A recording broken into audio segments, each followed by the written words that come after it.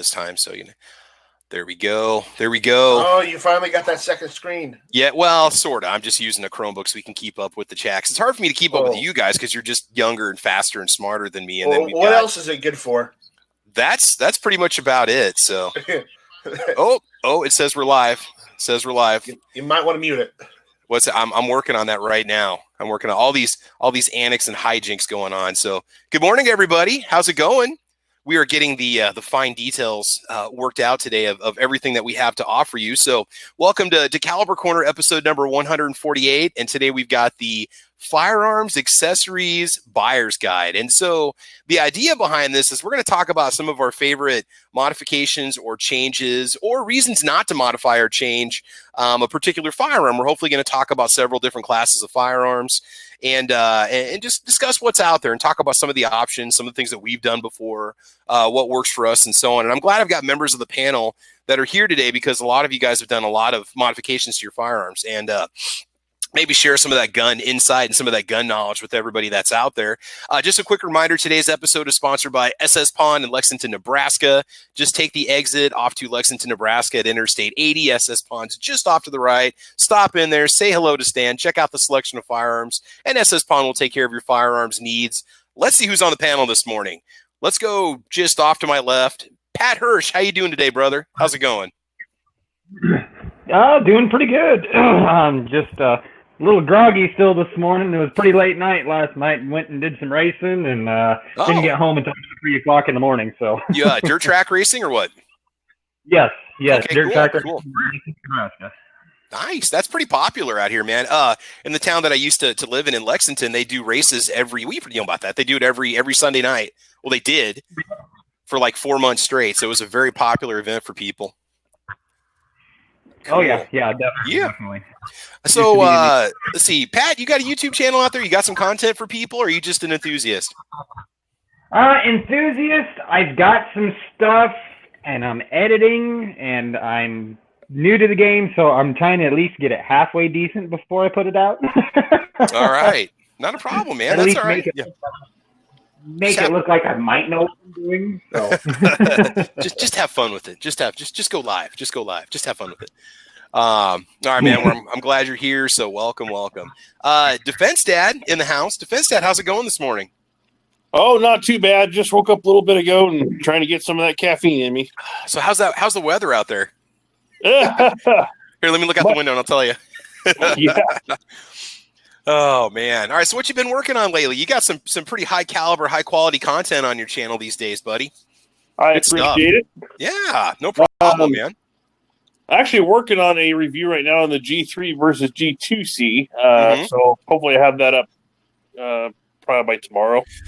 G3C, right? G3C versus G2C. Yeah. Correct? Okay. Yep. Okay. Awesome. Well, it'd be great to do a G3 versus G2C because there's a lot of people that have G2Cs that don't know if they should upgrade or buy something bigger or just keep what they have, Right. Cool. All right, guys, make sure you check out Defense Dad's channel. Also joining us, we got Single Shot. Single Shot, what's going on, man? How you doing? Can you hear us, brother? You out there? I can see you. We can see you, Single Shot.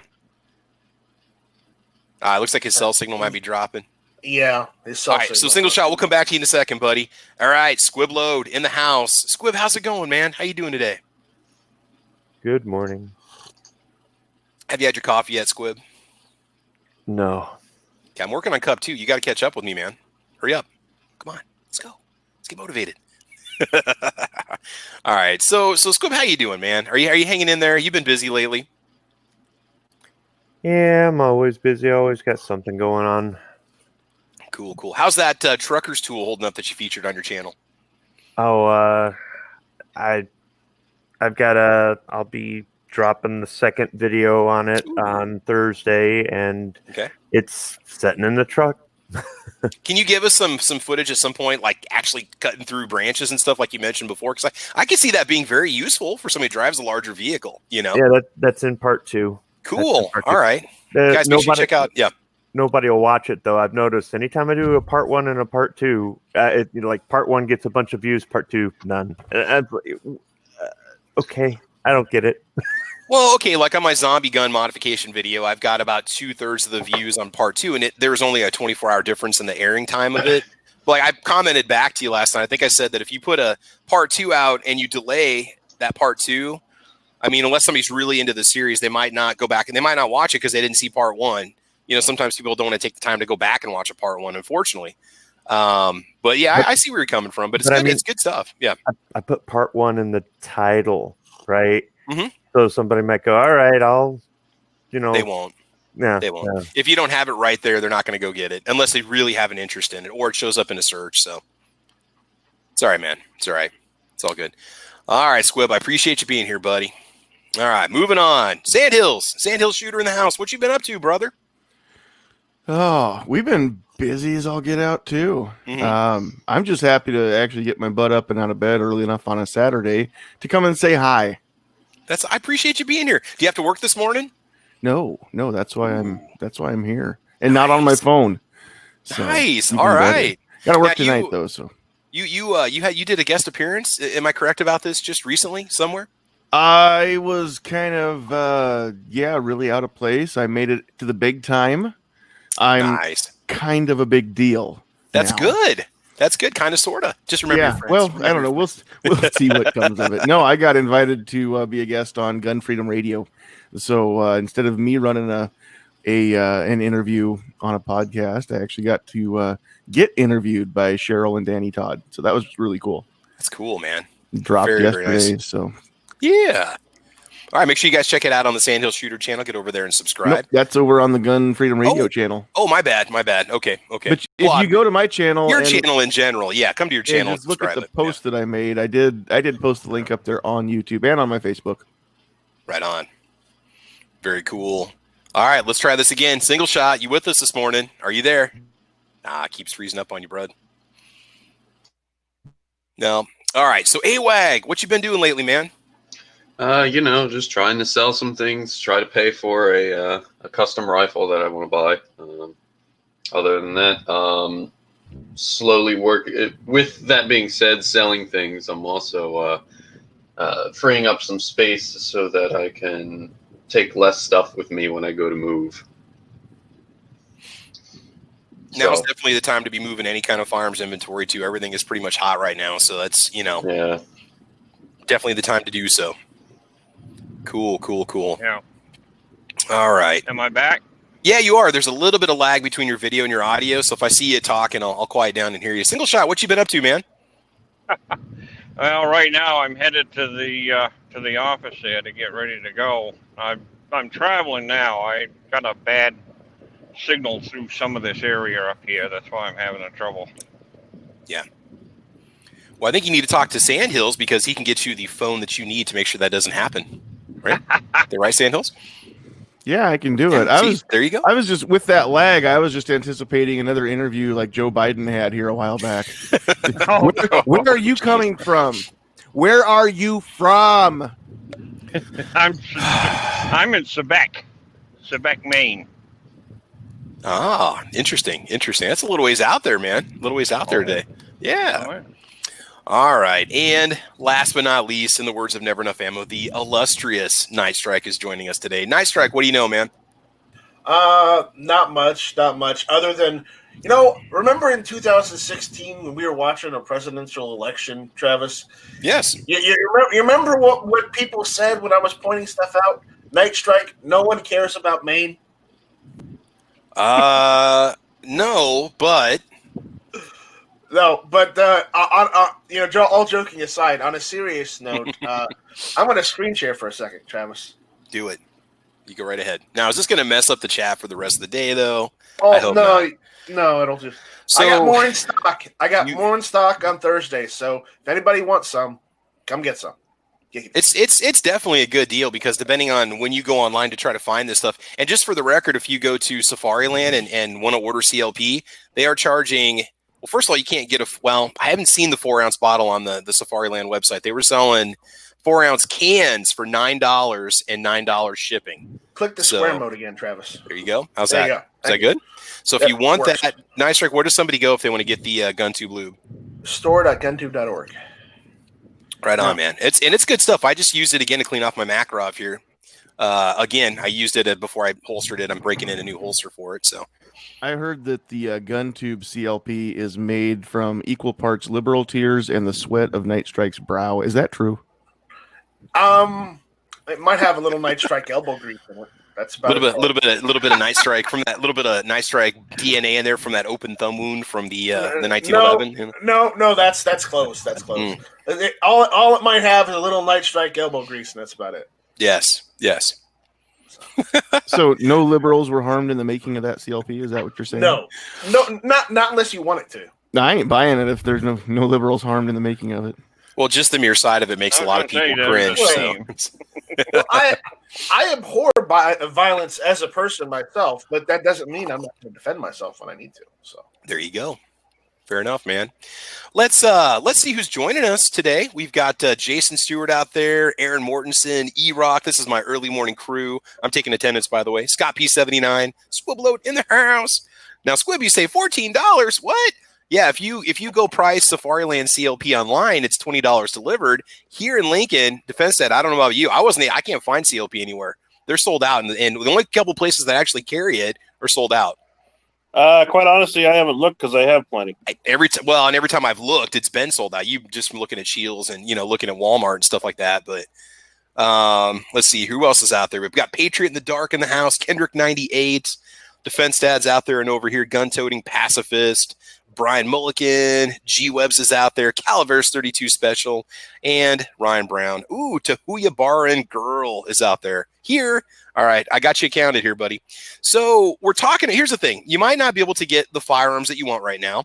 You might not be able to get the ammunition that you want right now, but there's a good chance that if you got some fun sitting around and you just want something to do, think about accessorizing or modifying your firearm. Now, let's just get this out right now. There's a lot of people that feel that, they have the if it ain't broke, don't fix it mantra, and that is totally cool. If you're the kind of person that's not comfortable or doesn't want to modify or don't see a point behind modifying your firearms, hey, more power to you. No problems whatsoever. There's a couple things I want to say before we get started, and there's just a small rant I want to make before we do any of this. The first one, research any parts before you do any install. Make sure you know how to do it, whether it's watching several YouTube videos, reading the instructions, going to the manufacturer website, do any research before you make any modifications to your firearms at all to know what some of the possible issues could be, because you might be installing a part and you think it's going to be epically awesome and everybody says it's great, but then you find you can't do the install, or you find it wasn't everything that you thought it was going to be and you paid all this money for it. So do your research before you start. The other thing, though, is don't be afraid to make mods to your firearm, because it might just enhance it, make it more enjoyable to shoot, make it more pleasant to shoot, make you a better shooter, make it a safer gun. Who knows? I mean, there's a lot of things that you can do to firearms. And the last thing I want to say, and I'm gonna not be humble. I'm gonna brag for just a few seconds here, okay? I was one of the first people on YouTube to do modifications to a Taurus PT-111 G2, also known as basically the G2C. I took a ton of criticism from people in the comment section, a lot of messages, people saying, why would you? Okay, when you put videos on YouTube, you're subject to anybody's opinion. I get that. But people would say, why would you invest that kind of money in that POS handgun? Or how could you spend 2/3 of the price of the gun on just sights and a stainless steel guide rod? My response, I wanted to make it better, okay? I guess the people that criticize those that modify firearms, maybe they've never seen a hot rod before, or they've never upgraded their home before, or they've never bought a new pair of shoes and their current pair of shoes work just fine, right? It's the same kind of idea with firearms. And now, especially the G-Series pistols from Taurus, if you go out there are countless modifications that you can have done to that firearm, that you can do yourself to that firearm, that shows that it's definitely exploded as a budget carry option with lots of options for modification. And all I did was install night sights and put in a stainless steel guide rod. And in my opinion, it made the gun better. So that's kind of my take on the modifications. And also, I'm also a firearms channel where I test products. I do reviews on different items. I accessorize my weapons. And that's just because of the nature of the channel. That's what we do. And I guess some people didn't understand that. So if you're of the opinion that you don't need to modify your firearm, that is totally cool. I got nothing against it. There's nothing wrong with leaving it stock as is. Know what you're getting yourself into before you make any modifications. All right. So let's just kind of throw this out there in the panel. You guys feel free to chime in. Accessorizing your firearms, how do you feel about that? Is it best left alone? Is there anything you think that could use a little bit of work, whether it's just a minor trigger job or replacing the sights or doing your own stippling or whatever? What do you guys think about that on the panel? What's your opinion? If you end up buying a pistol and you just go straight to modifying it, I kind of see that as counterintuitive. Okay. Just for the simple fact that you don't know how the gun feels before you modify it. Okay. Per se, with shooting. But there are people that have shot plenty of rounds in their pistol and have not. They didn't like a certain thing about it, so they go and change it. One of those things is try to, and I always try to preach this now, is try to find something that's nice. That way you're not replacing it, every other couple months. What I mean by that is, like, don't buy the off-brand, like, flashlight if you want to put a flashlight on your pistol, because you're going to end up, say a cat knocks over a trash can or something in your backyard, you go to get up, you pick that gun up and you smack it against your bedpost and your light is now broken. Yeah. Whereas if you got like a Streamlight or a Surefire or, one of those brands, you smack it against something and it's still raring to go, So. And that's a pretty good point, because there's a lot of people, I think, that they see what they think is going to be an awesome modification for their firearm, or this light only costs this much, or these sights only cost that much, or they're buying maybe like 3D printed parts that really haven't been tested or battle tested, so to speak, and then they're really let down when it happens. And I've wasted a lot of money on cheap accessories before that have been inferior. They've broken, they've not worked, they've been kind of janky when you try to use them, and so that's. Definitely I would say get your parts from a reputable manufacturer. Now, there might be some companies that might be the only company that offers that particular part. Like, I replaced the guide rod in my Smith & Wesson SD9 VE, which was incredibly flimsy, and it wouldn't go into battery properly. It wouldn't slide. It wouldn't function with much authority.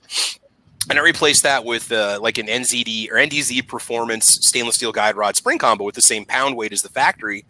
Night and day change, absolutely fantastic. And the only reason I went that route was because Galloway, the other company that makes those guide rods, had been sold out for months. So I tried an off-brand after checking their website, and actually after speaking with their engineers on the part about what it's going to do to my firearm. Is it going to break it, right? And I've had no problem since, and it's been great. And that's kind of an off-brand part. But for something, you might want to just kind of watch what you get, because a lot of times you get what you pay for. Any other thoughts on modifications? Yes, no? Is there something that you always do to your firearms as soon as you get them? Well, that's the thing is, honestly, looking from the outside in, just like every gun is different, every person is different. And it's almost a given that you have to modify your gun, because these guns, these pistols are manufactured to be a one size fits all, per se. Is they get a group of engineers together, they engineer a product to appeal to a majority of people, and there's a minority of people that buy those guns that say, hey, this doesn't fit in some way, shape, or form. I don't like the trigger pull, I don't like the sights, I don't like the barrel that's on it, this, that, and the other thing. So people, it's almost a given that you have to, not really have to, but you're going to modify it at some point in time. You can live with it as is, but you might want maybe a better trigger. You might want sights that are easier to pick up. You may want a mag extension or something along those lines. Yeah. I mean, they're trying to offer to the widest demographic that they possibly can, to hit that sweet spot for as many buyers as possible. But then in the process, there's some compromises that do take place. So, yeah. I'll echo what he said. Like, there's certain things you have to shoot what you purchased, get used to what you like and what you don't like. But like me, for example, most of my guns, with a few exceptions, I know I'm going to have to at least replace the front sight just for my visibility issues. Okay. For me, that's just kind of a given. You go back to the PT-111, the G2C. Well, my G2C, I did replace the front sight with a fiber optic, just because, let's be honest, the front sights that come on the G2C are crap. I know I'll do the exact same thing on my G3C, just because I shot it last night and I already know I need to. And Taurus makes a Taurus authorized, front sight that you can, that. I mean, you can get an actual, Taurus part. So, yeah. Right. So little things like that. And the most I've done is when on my shotgun build. And there's certain things you can do, and you don't have to spend money, but you can just modify a little bit of things like your forend or something and just make it more functional for your use. I'm probably not going to ever be the person that has a full-on Gucci Glock just because I don't want to spend that kind of money on one firearm. Mm-hmm. But yeah, shoot what you have and see what you need, and you can make slight enhancements to make it better for you, but you don't have to break the bank doing it. So, Defense Dad, without giving away too many secrets about upcoming content, can you give us a little insight into changes that you made to your G2C? Because you've made some changes to yours that I never did when I owned my PT-111 G2, mainly because the parts weren't out at that point. But what have you done so far? So the G2C, honestly, the only thing I've done to it is, like I mentioned, I put a fiber optic front sight on it, which is actually the same sight I put on my daughter's TX22, by the way. Okay. And then I didn't do anything with the recoil spring. I did replace the striker guide from the factory that's a polymer or plastic with the stainless steel version. And it cleaned up a little bit, but that's all I really did to that gun. I see that they also have different either firing pin or trigger springs on the Lakeline website. Have you seen those yet at all? It's the firing pin spring and return spring. Right, and I didn't mess with that. So honestly, the trigger on that gun didn't bother me like a lot of people it did. And if I'm being real honest, the only reason I put that striker guide on there is because it only cost me $5 with the way you got free shipping with the other stuff I was doing. So I figured, well, what the heck, for $5 I'm going to try it. Oh yeah, definitely.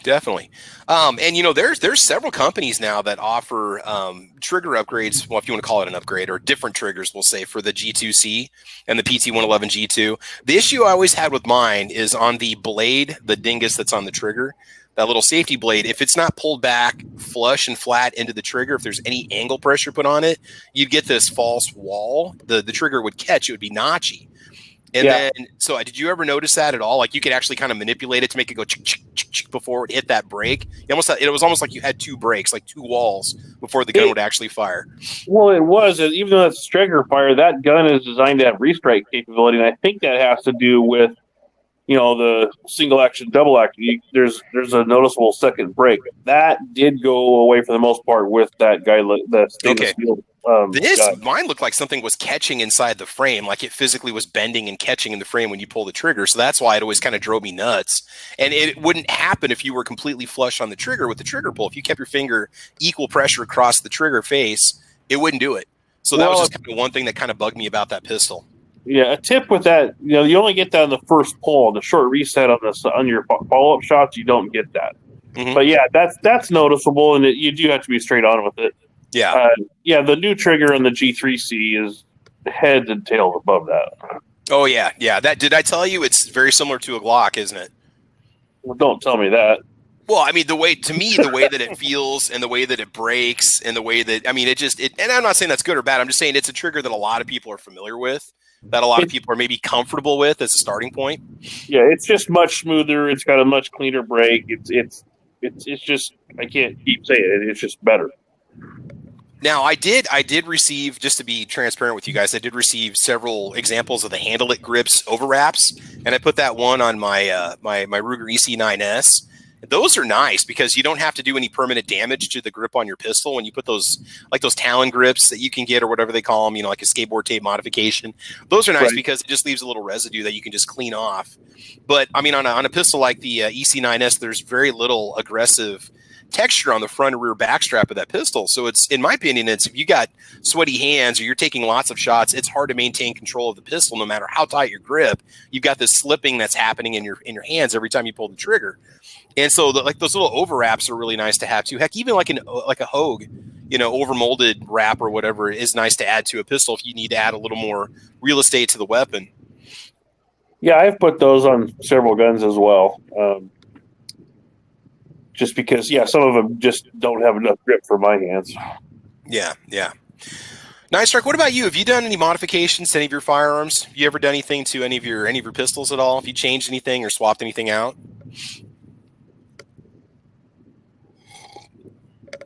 Nice Strike, are you with us? All right. We'll come back I think and get he him. said he'd be right back. Oh, okay. I didn't see. Oh, I need to get the comments. My bad. Okay, I got the comments up there. Okay, that was a couple minutes ago. So, Sanders, what about you? What kind of changes have you made to your pistols? Because you own several different types of pistols. What works for you? If I could find my mute button again. It's all good, man. Actually, I don't modify much at all. I like Talon grips, or the ones that you just put on that aren't that brand, but something similar to that, with the rubbery finish. Yeah. Just makes it easier for certain guns to, you can grip them a little bit tighter, things like that. But aside from that, I don't make any modifications usually, like on a carry gun, especially. Yeah. That's where it's like, okay, do I want to finagle with the trigger? Do I want to mess with recoil springs? Right, all that kind of stuff. For me, it's just one of those things where until I'm better at gunsmithing, I'm just going to trust that the factory knows what they're doing, and I'm probably not going to buy a cheap gun to trust my life to in that case. If I can't trust it, then I probably shouldn't buy it in the first place. But now, one thing I do like to do is change out the back plate on my Glock slide. Well, yeah. Because you and I met the Millspin guys when we were down in Tulsa, and they've got some really cool back plates, and it doesn't change the function of the gun. It's strictly cosmetic. It's like putting a fancy dust cover on your AR, but it's just that's kind of cool to do. But aside from that, I pretty much leave them alone. Just make sure you don't put one on your gun that says like "kill them all" or something. That might not help you in the court of law if you happen to use that thing as a defensive piece. That's been defeated in courts actually, because it's almost impossible to prove intent. But at the same time, why would you invite that headache? Yeah, I'm just saying the media is gonna play off of it and feed, because I remember that with the police officer that shot the guy in the hallway. He had whatever on his dust cover on his AR. I don't know if it was a Punisher logo or something. I think it said "kill them all" or something. Kill them all, something. Yeah, it's not going to help the jury, but and there's something you want to do it. You go right ahead. It's your weapon. It's your call. There's nothing. I've got the American flag on the back of my G17. So yeah, the Millspin ones. Those are awesome. So yeah. Single shot. What about you, man? Do you do any modifications at all to your firearms? Have you ever done anything to kind of enhance them or make them better? Oh yeah, I've done quite a bit of stuff. I've done trigger jobs on my pistols and revolvers, and modifications as far as sight mounts, taking sights off, changing sights, etc., stuff like that.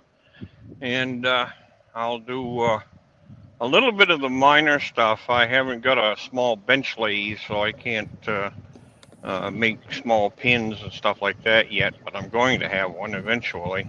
Okay. Threading.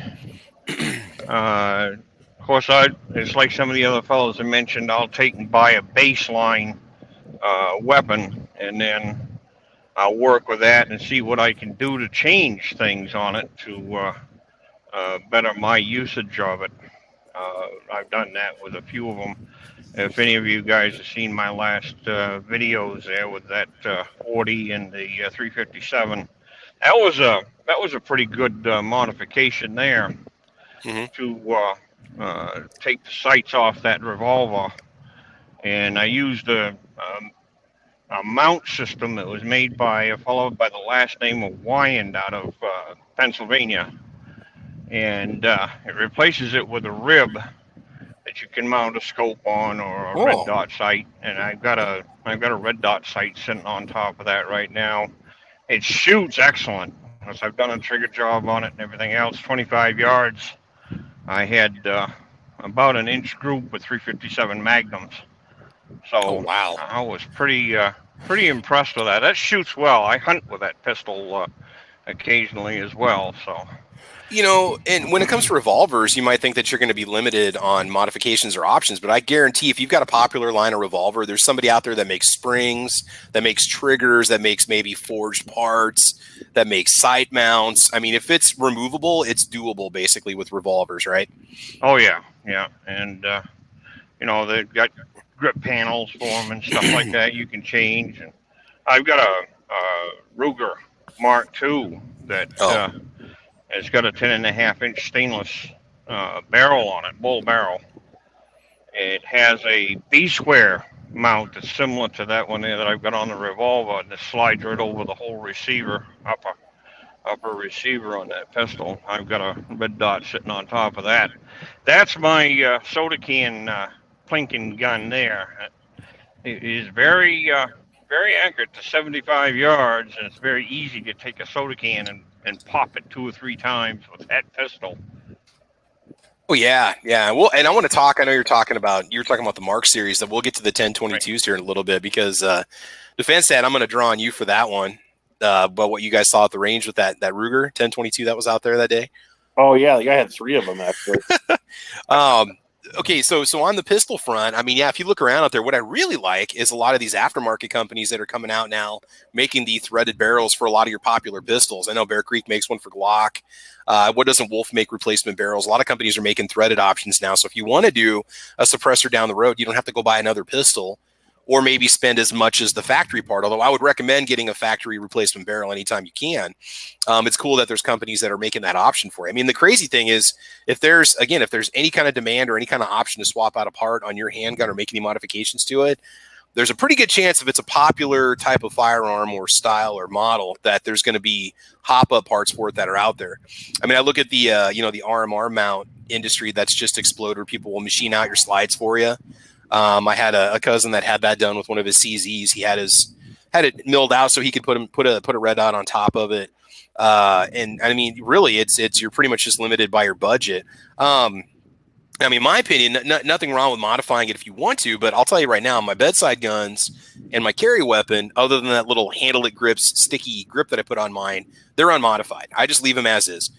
They work fine from the factory. They're fine. With the Taurus PT-111 G2, the only reason why I swapped out the guide rod with the stainless steel model was I got one of the first PT-111 G2s that had round springs, recoil springs. And what would happen is the tension on those springs, when you would shoot it, there'd be so much tension on that spring, it would cause the coil to basically not explode, but just kind of open up on the end and pop off the guide rod. And that would cause the weapon to lock up. I saw about 4 or 5 cases of this on YouTube. In fact, a good buddy of mine had that happen to his. And I mean, Taurus was great about sending a replacement, but my pistol had that exact same spring. Taurus wouldn't replace it unless yours failed. That was the only bad thing, which is why I went out and bought a stainless steel guide rod. Plus, I just like that extra tension in the guide rod that I think it provides a little more authority in the slide when it's actuating. Now, the things you got to watch out for with those stainless steel guide rods, and I've heard about this on the SD9VE, although I have hundreds and hundreds, and I don't even know, maybe couple thousand rounds from SD9VE by this point, is that when you put that stainless steel guide rod in the polymer frame, the weapon was never designed to have that much tension or that much rigidity in it, and it can break off the pedals where the guide rod rests in the rear of the frame when when it fires, when it actuates. So apparently that can lead to some issues, but it's never caused any problems with me, and that's that aftermarket spring that I bought from NDZ Performance. So, but it did make the weapon totally functional, 100% functional, whereas before it wasn't. Now you might say, well, why don't you just send it back to Smith & Wesson? Because the guide rod, I wish I would have grabbed it before we started. The guide rod is just it's like flexible plastic, and it just didn't help. So me modifying that part, that's a risk I take every time I take it to the range. I do run the risk of, potentially cracking the inside of the frame and ruining the weapon. And it's not going to be fixed under warranty because it's a modification I made. And you really can't lie to the manufacturer about something like that because it wouldn't happen with the polymer guide rod. I mean, generally speaking. So that's just one thing about it too. For the sights, you definitely want to watch some videos on installation. I know when I got my Trigicon sights for the PT-111 G2, I mounted them, but then I didn't realize blue Loctite basically wasn't going to hold them. They supply you with blue Loctite with the sights, and they kept moving and coming loose after like 50 or 100 rounds. So Squib, when you shot that PT-111, I did have the Trigicon night sights on it. I did have the stainless steel guide rod on it, but I ended up having to use red Loctite just to keep the sights in place once I got the gun zeroed. So when you replace sights, it can be a pain, and that's the other thing too, is taking off your factory sights. You want to be careful that you don't nick the slide or you don't mar the finish on your gun trying to get your sights off. If you don't know how to do it, just take it to a gunsmith and have it done professionally. Drop it off, pick it up a couple hours later, and it's done. Have you guys ever had problems with sight installation on pistols? Any aftermarket sights? Defense Dad, have you had any problems with yours? Has it been a pretty straightforward process? Or anything? Or so I've done it on 3 pistols so far, and the Taurus, it's easy. They're just screwed on. You use an Allen wrench. my Ruger SR9 that I had, luckily I've got a buddy who has a sight press. So that made it easy. Yeah. Although it was, even with his sight press, that one, there was such a dome and such a thin mount on that front one. It took a bit to get that one out, but it wasn't too bad. Just kind of when you have friends in the gun community that have tools you don't have, it's kind of nice. See, that's one thing that drives me nuts about the G3 is they come out with this wonderful new pistol in the G3C, but the dots on the sights do you think they're dim? Yeah, that's why I replaced it. I have a pretty bad astigmatism, and on my Walther and on my HK, I don't need to do anything to those guns. But you're talking $500, $600, $800 guns. So I think if I'm being real honest, like on the mid-price guns and lower-price budget guns, I think those manufacturers plan on you changing stuff out. That's why they don't fix it. Like, who's ever had a Glock for the most part that uses the stock sights on it? Some people do, but I think Glock knows that people are going to adjust them. So why invest putting money in good sights? Why not make them out of metal in the first place, right? Right. I mean, mine have some little dings in them from just basic range handling, and it's not anything that throws off the zero, but it's also not a good thing, But as we saw, mine shoots to the left. My G17, I need to adjust the sights. But I will say this, on the SD9 VE, the little 3-dot sights that come on it, and I still wish I could hold up Firearms during a live stream, they're fine. I mean, they're easy to read, but I believe that they're polymer on the SD9 VE, whereas on the M&Ps, they're metal. But you're right. I mean, it's almost like they plan the obsolescence into the part when they design the gun, thinking that at some point down the road, you're going to buy their parts. And also, they're probably going to use parts that are already in their lineup for just cost savings reasons. Because if that G3C's got the same sights as a G3, it's going to just be cheaper for the manufacturer to just basically use the exact same sights, which I think are Glock spec compatible. Is that correct? Front, no. Rear, yes. And the rear on the G3C is metal now. Okay. Yeah, they're metal, but the spacing on them matches Glock, so you can put I don't know, Gen 4, Gen 5, whatever, rear sight on there if you want to. The same thing that's Glock compatible. As far as I know, yes. Mm-hmm. And I'm going to buy a G3C as soon as they come out in OD green. I'm going to go ahead and get one. I'll pay pandemic pricing for it if I have to, but I kind of messed up and didn't get a G2C in OD green. I love OD green and black as a color combination on a pistol. And as soon as Taurus comes out with that, which I would imagine is going to be probably in about a month or two, because they're usually like 3 months after they release a gun, they come out in the different colors. A couple comments I want to address real quick over here in the chat. Gizzard Gary says, my bedside gun has an aftermarket Apex trigger, but I bought it that way. The factory trigger was in the case, but I would stand a chance of messing it up if I put it back in. Yeah, the Apex, I think Apex makes some pretty good parts. I know I keep going back to the SD9 VE, but that's a very popular entry-level pistol for a lot of people. And a lot of people do the Apex upgrade on the SD9 VE. I know Jim Burgess, when he was with us in the chat, he had the SD40 VE, and he would do the Apex upgrade, but there was one spring he wouldn't change because it would cause light primer strikes, because it does lighten up the trigger pull. And so I think it's the striker spring. If you don't change that on the Apex trigger, you don't get the full experience, but you also have a more reliable gun that's going to go off every time. John Lowell says, that happened to my G2. Oh, so John, that happened to your recoil spring jumping off and locking up the gun. He goes, so I got the Lakeline stainless steel rod and spring. And that, like I said, I did that video because there were no other videos on YouTube that had it, and I showed the assembly of the guide rod. Now they come pre-assembled, but that is a popular upgrade. They're about $38, I think, when you put that into it. See, I did drop about $120 on a $179 gun. But in the end, I do feel like it was a much more reliable, much more effective firearm, in my opinion. See if we have any other. See if we have any other comments going on out there. Also, Patriot in the Dark says, milsurps, depending on condition, keep them original or modify if worse for wear. Yeah, modifications to milsurp firearms, I would say keep the original components. And with the way that milsurp pricing is right now, if you can not permanently modify the weapon, don't. I think it's going to hold its value if you keep it original and you don't sporterize it or bubba it up. But if you've got parts that are worn out and there's some aftermarket alternatives, I would definitely say go that route, Squib, what about you? Squib, do you ever do any modifications to your pistols at all, or do you just leave them bone stock?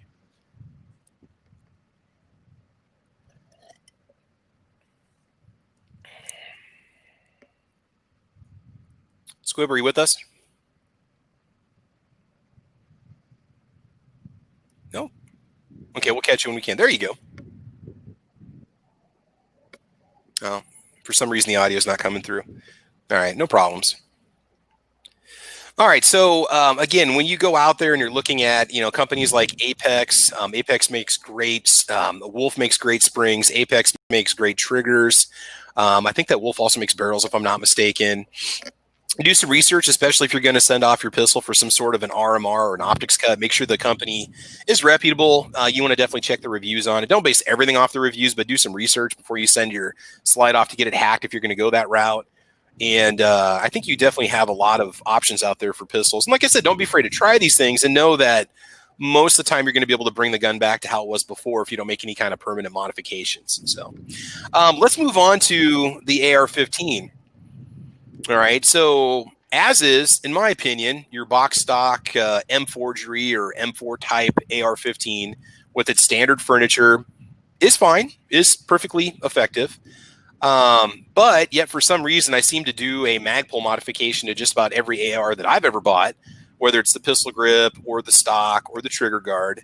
And I really can't explain why. I guess I'm more sold on the looks, although the functionality doesn't really change. But you do get the M-Lock compatibility when you go the Magpul route and other brands that are M-Lock compatible when it comes to attaching accessories. Let's see, Sandhill, since you're one of the newest AR owners in the crew here, have you done any modifications at all to your Ruger? Just a couple. I've added a few things up to the handguard and stuff like that. Thinking about swapping out the stock, partly because it's just got the standard M4 stock on it. Yeah. It's got that little hole in the top of it, and I have a beard. And when I actually get a good cheek weld, sometimes some whiskers get stuck between the stock and the buffer tube through that little hole. And then it pinches, it grabs hairs. And it doesn't seem like much, but that's a pain in the butt and it hurts. Dude, every bearded operator in the action movies has no problems manipulating their M4. Why should you, right? That's very true. I don't know what my problem is. The problem is he's not Chuck Norris. He's the son of Chuck Norris, so he's the next best thing. That's not even true. Yep. I did just recently swap out the pistol grip on it. I bought a Magpul K2 Plus. Okay. Which that's a K2's nice one. Got a little bit different grip angle to it than some of the others, and then the Plus means it's got the rubber overmold. Yeah. And when I bought nice grip, dude. Yeah. When I bought the Ruger, I specifically bought that one versus I don't even remember now what the other brand was that I was looking at in the gun store there, but the other one had the A2 grip with the little finger groove tab or whatever. I just can't grip the gun the way that they want me to.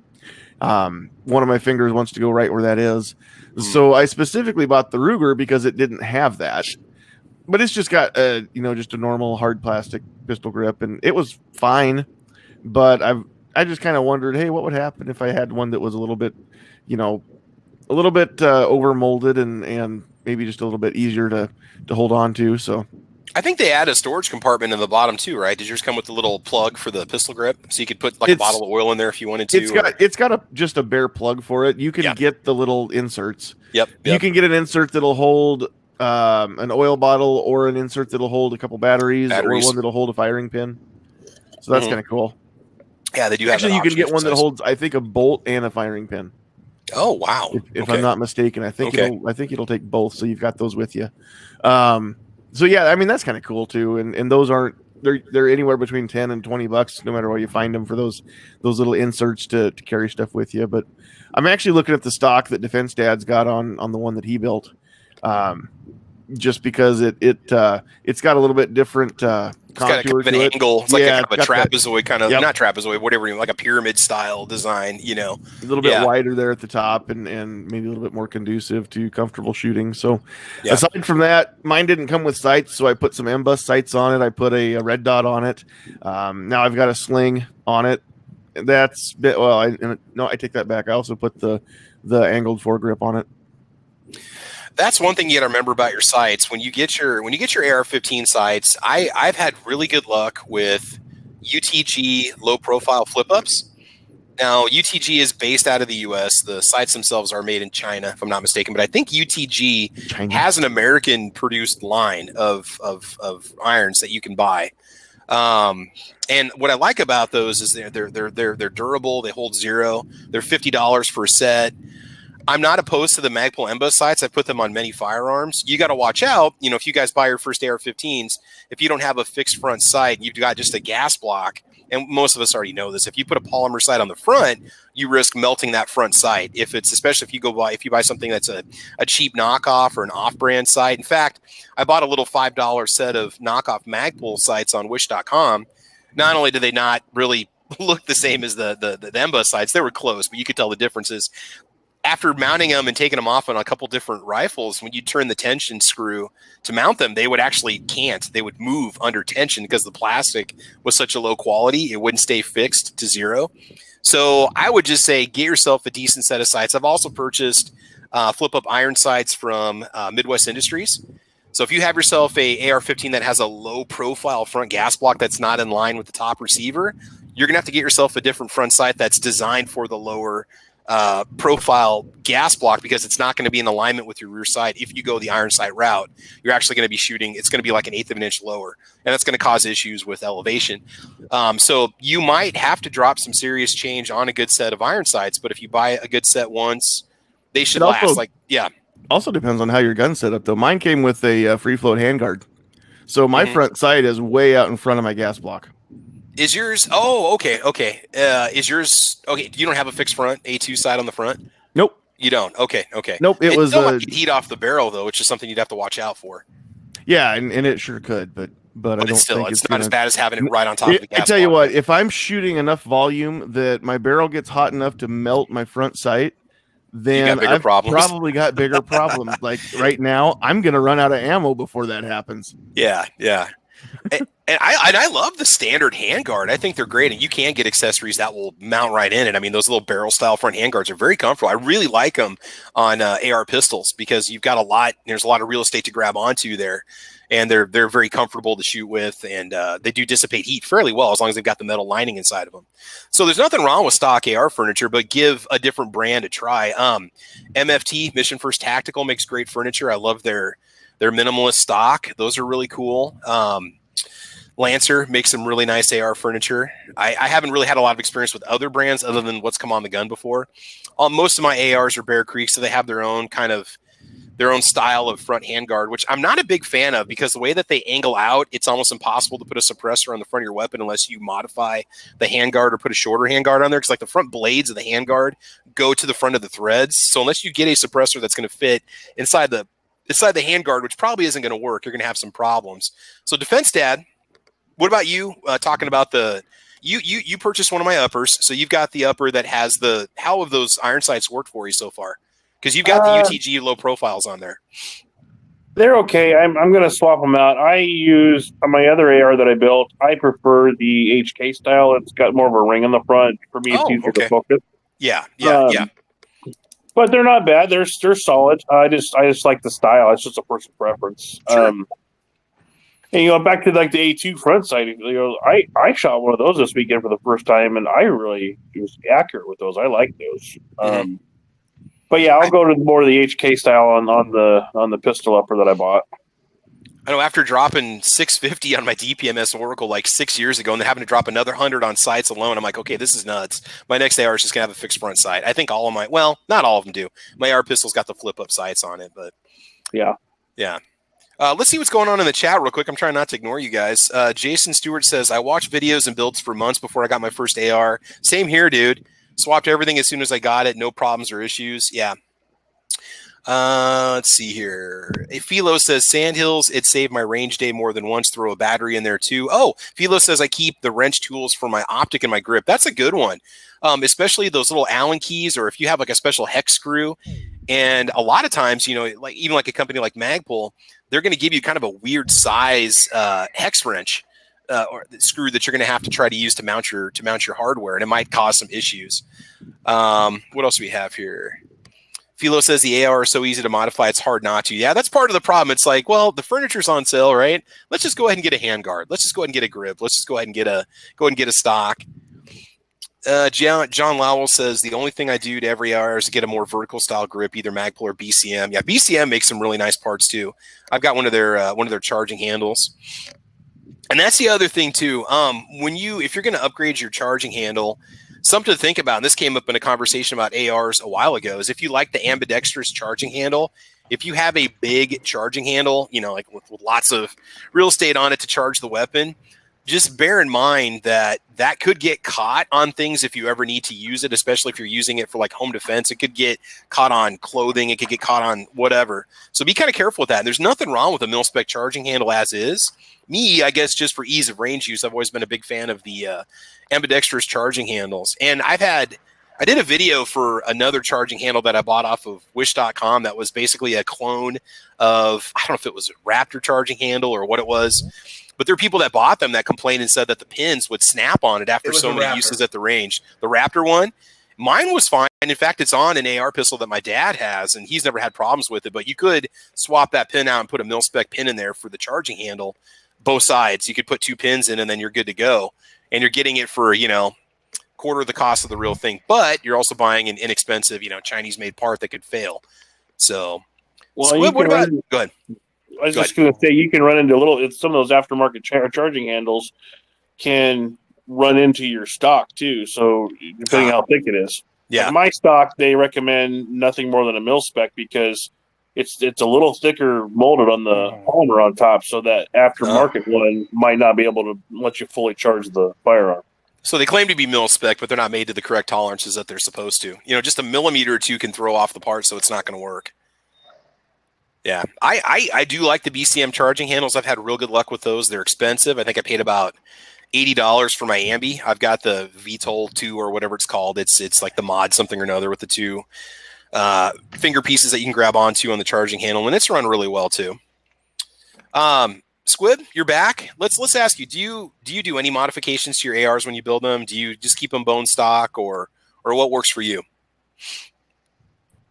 Well, do you interchange, modify, accessorize, or customize? Do you? Yeah, because you do a lot of building stuff. Do you? Okay. No, I mean, do you, when you're saying modify, are you exchanging the term modify with accessorize or customize? Whatever you want to call it. I'm getting some echo from your audio, man. I'm sorry. Yeah, you know what? I'm out. Okay. All right. Sorry about that, buddy. So yeah, when you're making changes, I guess it kind of looks at, when I say accessorize, we could be talking about tacking something on if we want to. When we're talking about modifying, we could be talking about swapping out one part for the other. I guess when you think accessorize, we're talking about tacking something on more than is stock. But to me, whenever you look up accessories, that can include furniture, that can include sights, that can include, whatever. So, I mean, there's a lot of different options for that. Nice Strike, what about you? Any modifications that you make to your ARs at all? Yeah, almost every AR I build, I get the hammer and trigger spring for the 3.5 pound pull. Okay. The match grade pull. So because it's just a smoother pull, and quite honestly, if I can just swap out 2 springs to make it decent, then that's money well spent. So Defense Head, I don't know if you've got it installed yet, or Nice Strike. Do you guys have the EPT trigger from PSA, the enhanced trigger, the polished trigger that they get? No, I just get the classic. Okay. Defense, have you had any experience with that yet at all? Have you swapped that out?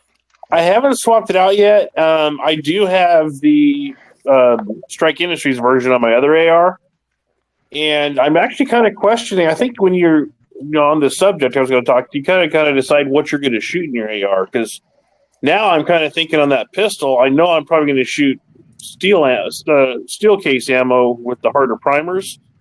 And I may leave the mil-spec in there because I have the issue on the one I built for the rifle that the hammer spring's not heavy enough, like we talked about, that I can't fire steel on a, and be reliable with it. So I may save those extra parts for another pistol build. Okay. Yeah, that's another nice thing too, is whenever you swap out any of these parts, you're going to have your spare parts left over that you can use on another build if you want to, which is nice. I've actually completed a second rifle that I was able to, gift to a family member. Just a lot of it was from parts that I took off, never used.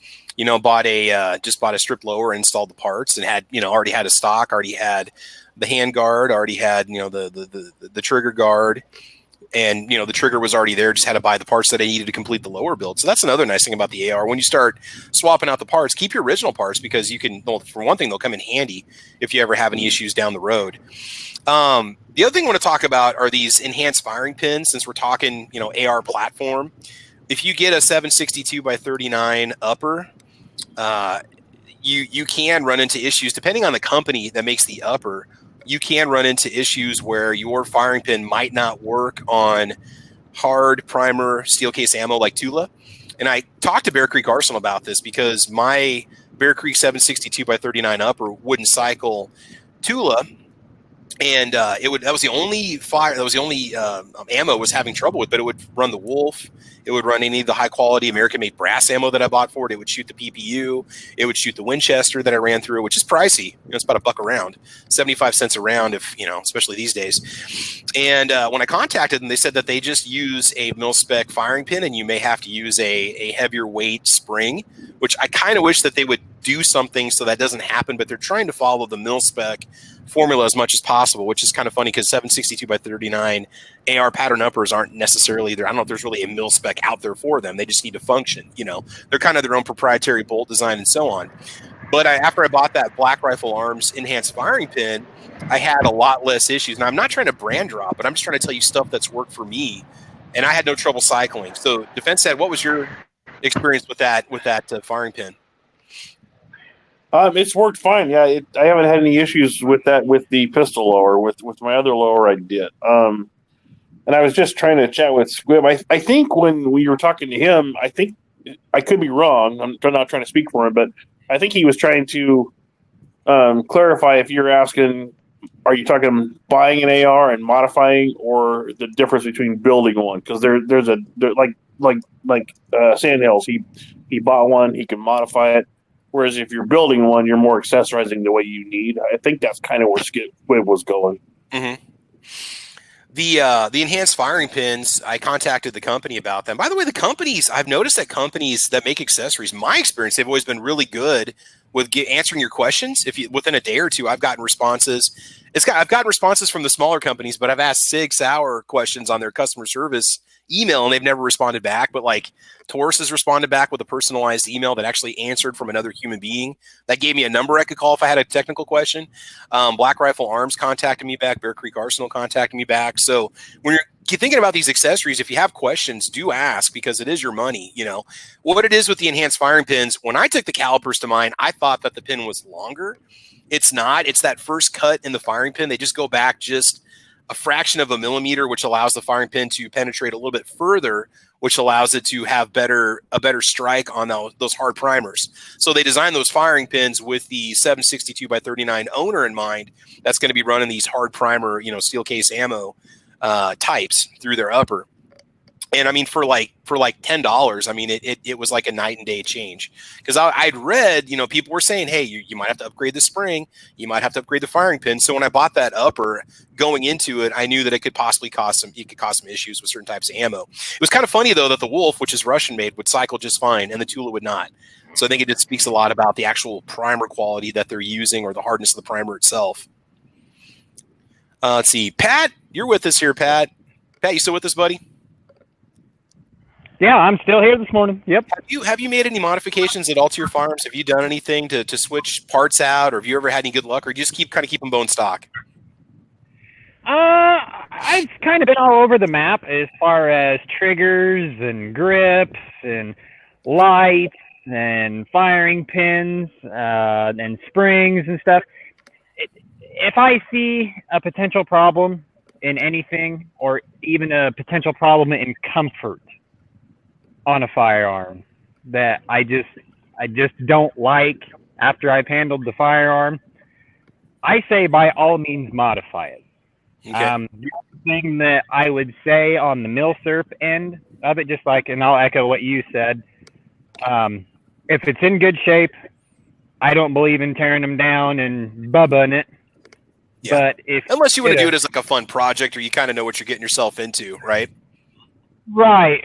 Because when I built my deer rifle, which is a Mosin M53 type, put a muzzle brake on it to get rid of some of the recoil because I'm running a pretty heavy pill between a 203 and 180 grain pill on there, just depending. And ATI stock, glass bedded it, and drilled and tapped a scope mount and stuff on it. But this Mosin wasn't anything special.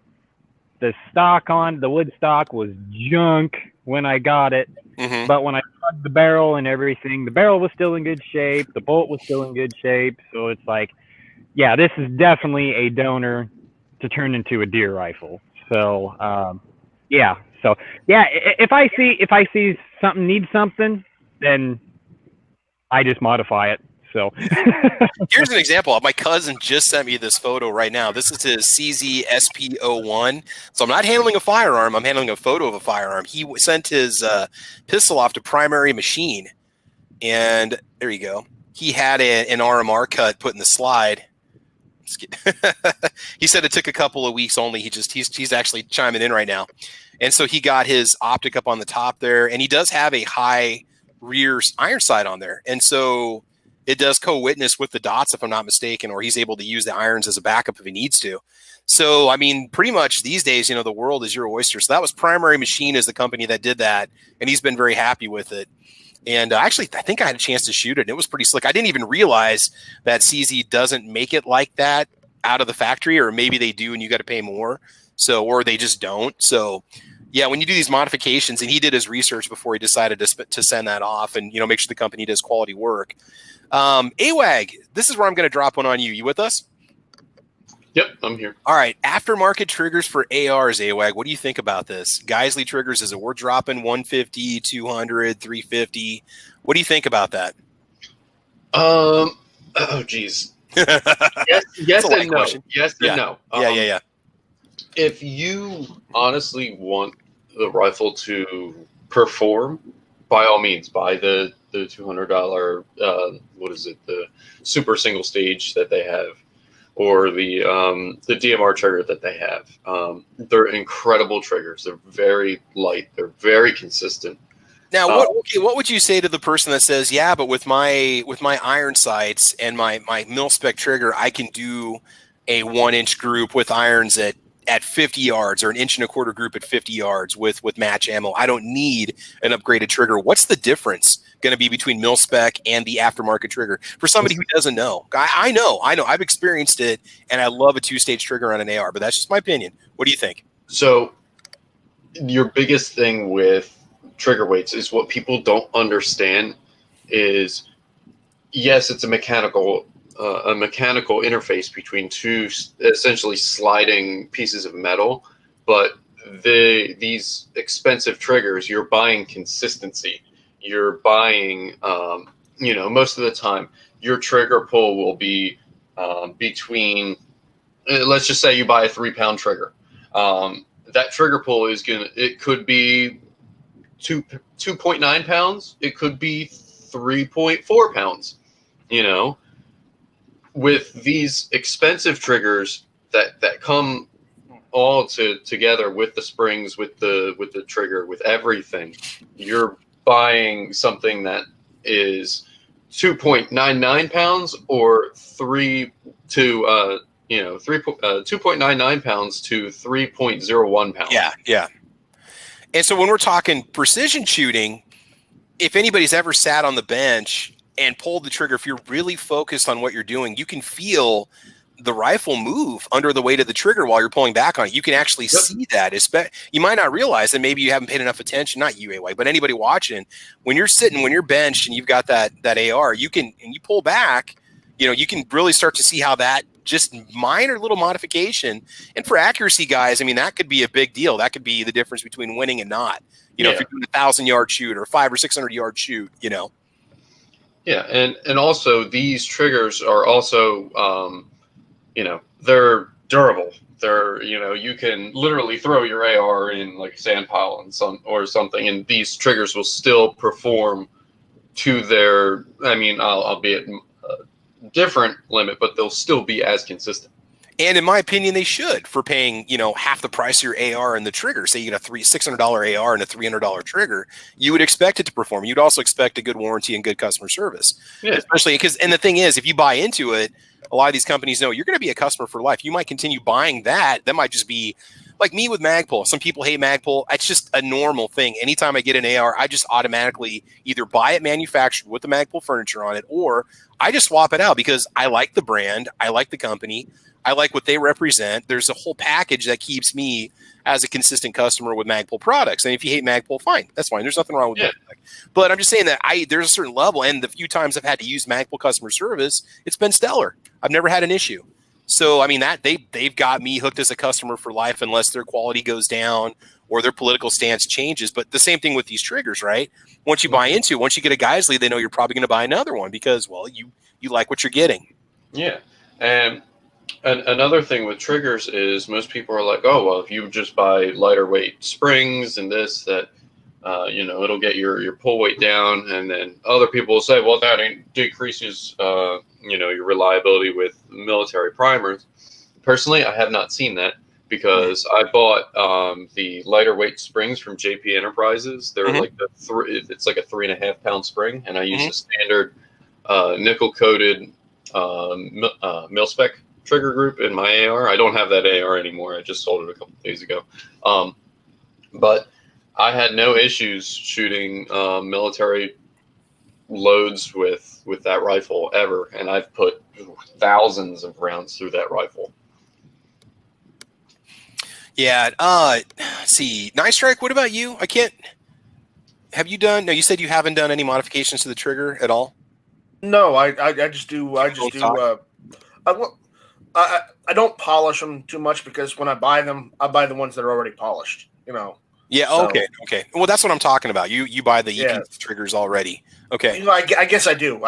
I just see them as mil spec because they don't look any different. Quite honestly. Yeah, I guess you could just say they're just a slightly worked over stock trigger. Essentially, they're just a buffed out. So yeah, I guess I do get those, but all I do is just the springs. Okay. Replace the springs. Though I do, I have been lately. I have been getting not the Magpul MOE flip up sights, but the ones from CDN and Sports that are like $20. I've been getting those and putting those on some of my rifles because I don't necessarily want to put a carry handle on them, and because the prices on carry handles have gone up.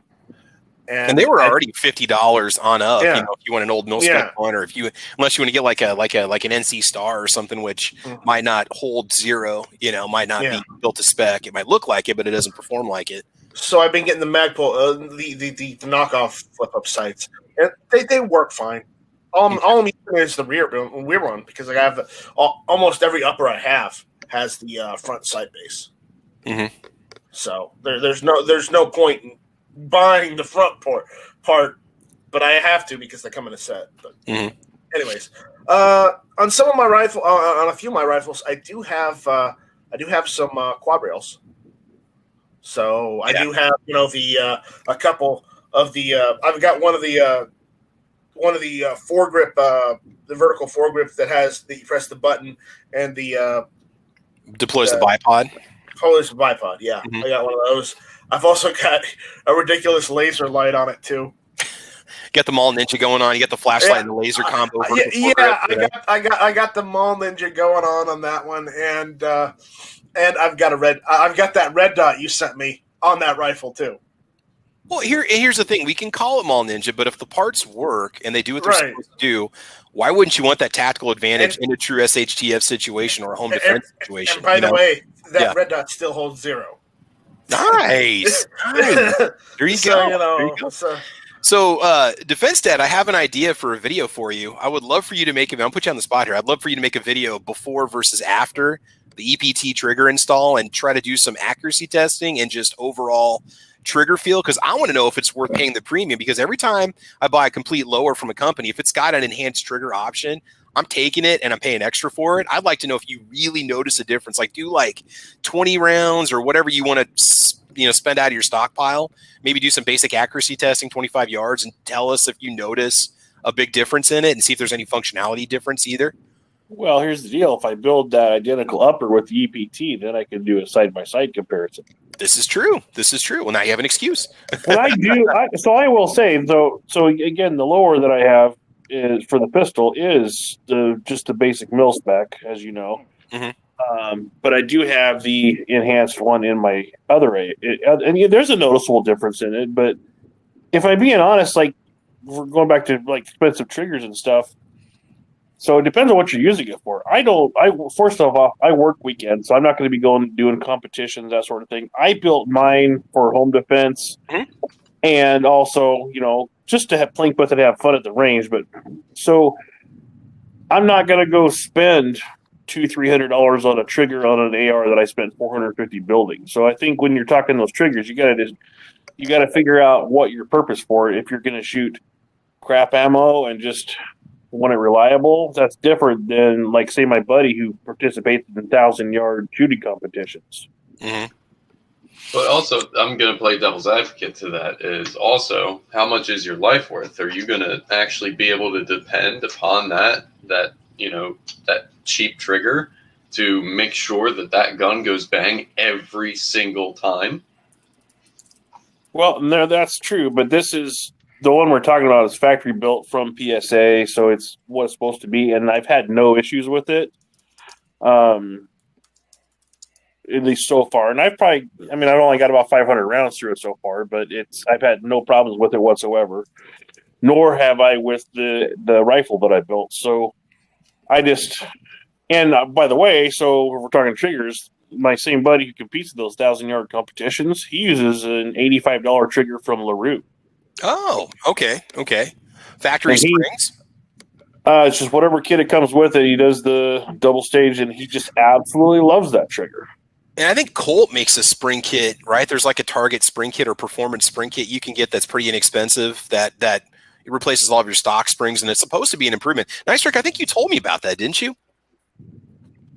I might have, but since we're talking about the fire control group, mm-hmm. I do want to mention that I'm considering getting one or two of the ALG defense triggers just to try them out.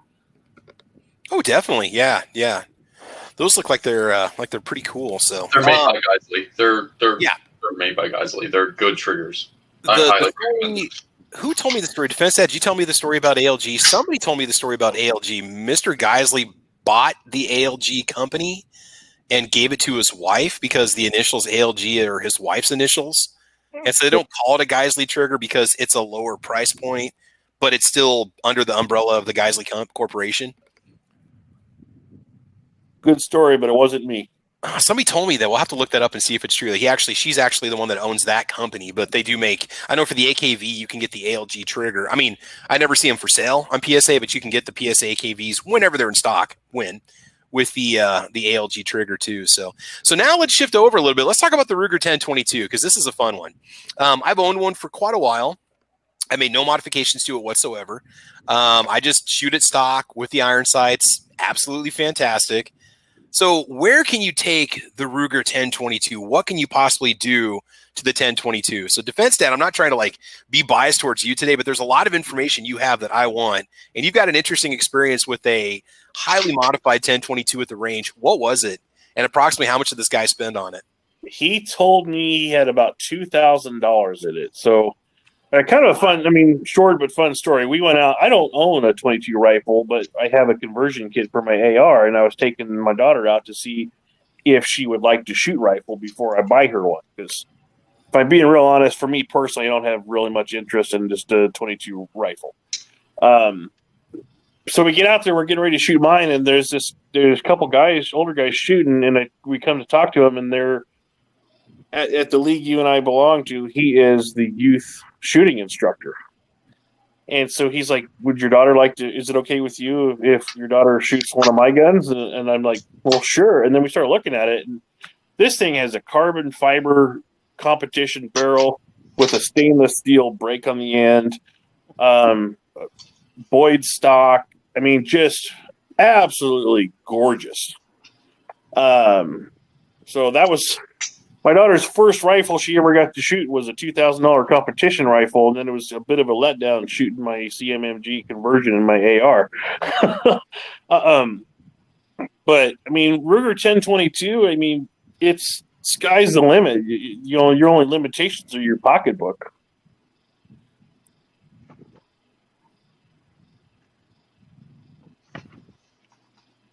You're muted, Travis. Sorry, I was hacking up because the water went down the wrong pipe there. You know, titanium parts, carbon fiber barrels, carbon fiber stocks. I mean, optics, whatever your pocketbook will allow.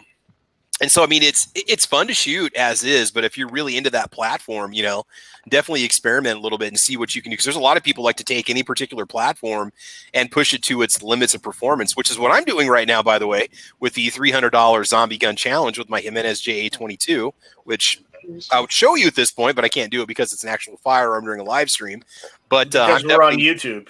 I'm definitely taking that. That maybe I'll do a surprise intro to when I'm all done with it. I'll show it off over on guntube.org before the contest ends. I don't want to give away all my secrets, but I don't think anybody out there really wants to take a J22 and go buy one and do what I did to it. Travis, this is how you get around that: is you put a green screen behind you, and then you get a green screen glove. That way, you can change it so that it looks like you're not holding it. There we go. I'll just put a video. I'm going to feature a video over on GunTube where you guys get to see it. Just do what Yankee does. Just put it on a stick. Seriously? Seriously. Does he duct tape it or what? I don't know. I think he just puts it he puts a stick through some styrofoam and puts it in the mag well. How's that not showing a gun? I guess you're not physically touching it, so that gets him past the algorithm that would knock him down? No, that's not live. That's what he does for Gary the Glock. Oh, yeah. Well, I mean, it's just showing the firearm in motion being handled by you is enough to get your stream shut down, which is what we don't want to do because I don't want to have to start this one over. Yeah, because you heard what happened to E Honda 3 times in one night. Yes. Well, I mean, when they say they're going to put you down, I guess they're going to put you down. So no, it's all good. But yeah, Sandhills, have you guys done anything to your 1022? Because I know you had purchased one in the last couple of years.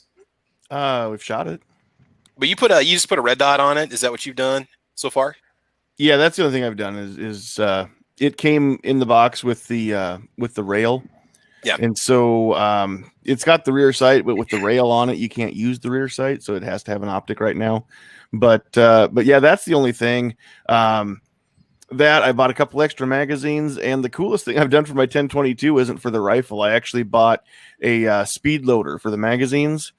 Where you just dump a bunch of rounds into a hopper and it kind of gravity feeds them. You turn basically it looks like a little wind up key, and you turn that until your magazine's full. So that, I tell you what, if you've shot very much with a 1022 and you've loaded those magazines by hand, you understand why you want to buy a speed loader for one of those. But aside from that, you know, I need to take it out and shoot it more, but I just haven't yet. I've had other fun stuff I needed to do. SS Pond says Thompson Center Performance makes a cool looking 22 LR. Carbon fiber barrel looks like a Boyd stock. Also a lot cheaper than $2,000. So yeah, you might be able to get something from the factory that's hopped up, and you're going to have a warranty that's going to cover that firearm because it's from the factory, even though it might be a modification from the stock platform. All right, so we got Squib Load back with us. Squib, how's your connection? Is it okay? Not sure. All right, we'll see what happens. So, Squib, the question I got for you is you've done some AR builds. From what's considered a stock configuration, have you ever varied the firearms that you built yourself from what's considered a stock configuration, standard M4 stock, standard M4 furniture? Do you have a preference at all? Do you go with like a quad rail setup? Have you ever done anything like that for yours? I assemble each one to the purpose of the firearm or to the I guess preferences of the individual in the family who's getting it. I mean, my first one I put together to make it as close to an M16A2 as possible because that was a service rifle that I trained with. After that, everything else was just, what do you want? Caliber, weight, length, sights, what have you. I've never bought one out of the box and done anything. I've never bought one out of the box. I understand that for some people, putting one together sounds intimidating, or for some people, they have no idea what they like because they've never handled one and they need to get one out of a box. I guess because they don't have access to a friend's to see what they like. So for some people, making a change or putting one together is just not in the cards. Mhm. So yeah, I can't speak to the reverse engineering aspect of it. Mhm. I've bought some guns with the intent of making a few changes to them here or there, or I've bought some guns and then I got one pistol, had no idea it had a plastic guide rod in it. I'm like, what is this chintzy crap? Instantly, went and ordered one from Galloway, a stainless steel one. But I think I did shoot it once before I changed out the guide rod just to see what the deal was. Or like on my SR 1911, I ordered a full length guide rod right away because I prefer that on the gun versus just your shorty one. What's the difference? I don't know. I used to have one with a full length guide rod and I just thought it ran better. So it's kind of a preference thing, and if you don't have the experience, you may not know what you like. Mhm. I have bought some stuff that later on I'm going, man, that was not a smart move, either because of the price or availability, and then later gone back and had to find something better. But then you just throw that in your parts box, and then when somebody says, "Oh man, I need a this, that, and the other," you just send them one. So with your military training, Squib, and I don't know anything about what Marine training is like. What did you have to do to qualify for your service rifle? What was the minimum performance standards you had to meet? Because I'm kind of curious what you were able to do with just a stock configuration. Well, it would have been, and then what would you have been using, like an M16A2? Yeah, I'm an old guy. So back in the day, we had the M16A2, and when we qualified, it was just like a CMP match. Nowadays, these kids, they've got different service rifles. They don't use iron sights. They train in full combat gear. It's an entirely different course. But if you've ever seen a CMP match, 100, 200, 300, 500 meter, where you're doing all the positions, offhand, setting, prone, kneeling, you're doing rapid fire and slow fire. That's the way we trained. And with M16A2 iron sights, what we have about a week of training before we actually went and started doing live fire. In the prone position at 500 meters, I could put them in a head, get a headshot on a was it a modified B target? I think it was called. So I'm not to say every single time, and not to say just out there shooting a perfect 250 either. But depending on conditions, I mean, we were out in the hot California sun, so we're all sunburnt, we're uncomfortable, we're sweats in our eyes. Yeah, chap lip, yes. We even though we had that lip balm out of the PX, we had that, and we couldn't wear sunglasses in boot camp. Later, when I was out in the fleet and qualified, I could wear my sunglasses. That made a world of difference for me, and it was a little bit of a stressful situation because they were pushing us for performance. But really, if you followed their instructions with a standard 55 grain full metal jacket NATO round, nothing special, nothing hand loaded, you could hit a man-sized target at 500 meters with iron sights all day long. It's just a matter of training and having the time. Not to mention, I mean, we had the facilities for it. We had a 1 mile impact zone behind the berm for stray rounds. So, I mean, not a lot of people have access to a long range. You do, Travis. You've got that awesome range out there where you could sit out there all day long and get really good at longer distance shots. Yeah, you get sunburnt and chapped lips and all that. Yeah. But and bring some corn home for dinner, right? Yeah. It's just on the side of the field over there on the way out. Yeah. But if you don't have a long range, shooting, some place to practice, and you're just doing 100 yards or less, there's all kinds of things you can do to set up your platform for more close in stuff. And a lot of people are thinking home defense, truck gun, like you're always talking about, and stuff like that. Or like in my case, hunting. If I do a shot over 125 yards, that's a rare thing here because it's wooded and stuff. Even though I hunt out in cornfields, I don't have an opportunity for 300 yard, 400, 500 yard shots in some of these cornfields that I hunt. So I think everybody should just set it up to whatever their needs are, their preference. But sometimes you just don't know until you just jump in with both feet. And now Squib just proved a really good point that wants me to tell you that everything we just talked about accessorizing your AR, you can basically throw out the window, because with proper training, with enough intensive training and enough focus, you can be a better shooter and you can get the weapon to perform the way you want it to, which would be your human target out to 500 meters, which would be in a combat situation what you're dealing with. So maybe instead of dropping hundreds of dollars into your AR, maybe a good couple training classes would be better money spent. Now, it's going to cost more than pretty much any accessorization you're going to do to your AR. A good course could run you $500, $700 if you do a 3-day course. But put yourself through the rigors of it and then keep up on the practice, if you can spare the ammo these days, and you will be just as effective as a shooter as you would be if you put all these hop-up parts on your gun to make it a better rifle. IB888888 did a video where he said, can you buy accuracy? And at the end of the video, the answer was yes, but only up to a point. When I was shooting your AR pistol with the red dot, I felt like I was cheating, right? Mm-hmm. The target acquisition was faster. It was a lot more clear, especially for my older eyes, as far as seeing versus the target. Irons. Yeah, versus irons. I trained on irons. I like irons. I'm not against optics. I've only got one. And the only reason I got it was I'm not going home without something in the bed of the truck for me to butcher up. So it was worth the money. I'm not saying I'm never going to get another optic. I would like to get some. My AK set up for an optic, and I don't have one on there or whatnot. But in my opinion, if you learn on irons, everything else comes easy, and you've got the principles down. Like what you were saying, if you've got the skill set, the rest of it doesn't matter.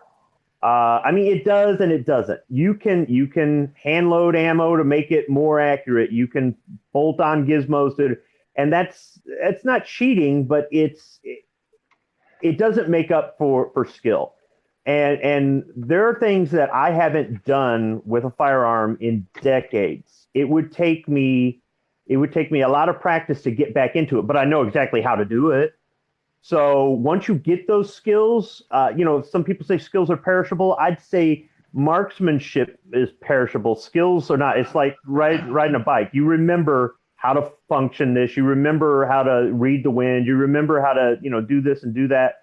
And the rest of it is just, have I had any trigger time? If you haven't been to the range in a year, yeah, you're going to be rusty, but you'll, just keep going out there. You'll get it right back. It's not like you're going to, oh man, let's see, how do I adjust the sights? Really? Come on, I fired my first AR. I bought it in it was 2 months before Sandy Hook. When I bought it, I think I fired it for 2 years before I finally put a red dot on the top of it, just with those Midwest Industries flip up iron sights. I just enjoyed using the iron sights, and I wasn't getting any younger, and it wasn't, but once I put the red dot on top, it's just like what you said. I felt like I didn't even have to try, The one time I felt like I was really cheating, the worst one, and this has nothing to do with what we're talking about. Well, sort of.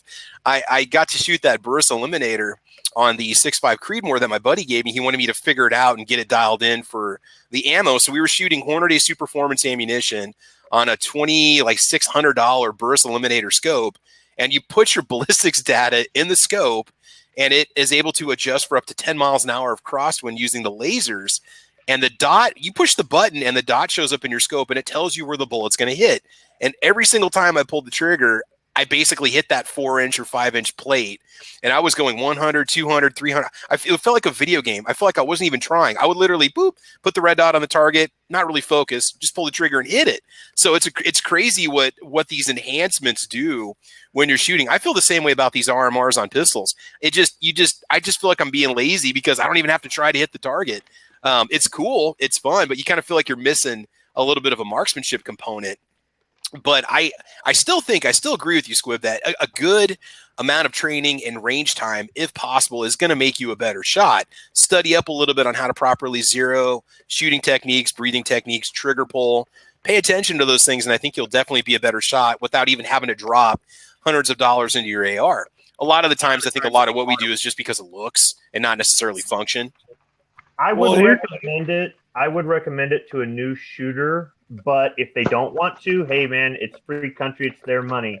If you get into shooting because you were playing video games and all the video games you've got a red dot, that's what you want. Or if you're one of these younger kids in the military today who didn't learn on irons and all you know is your red dot, then I guess that's all you know. Going back the other way and learning is a lot more difficult, in my opinion, than doing the old school. But the old school, the principles are the same all the way across the board.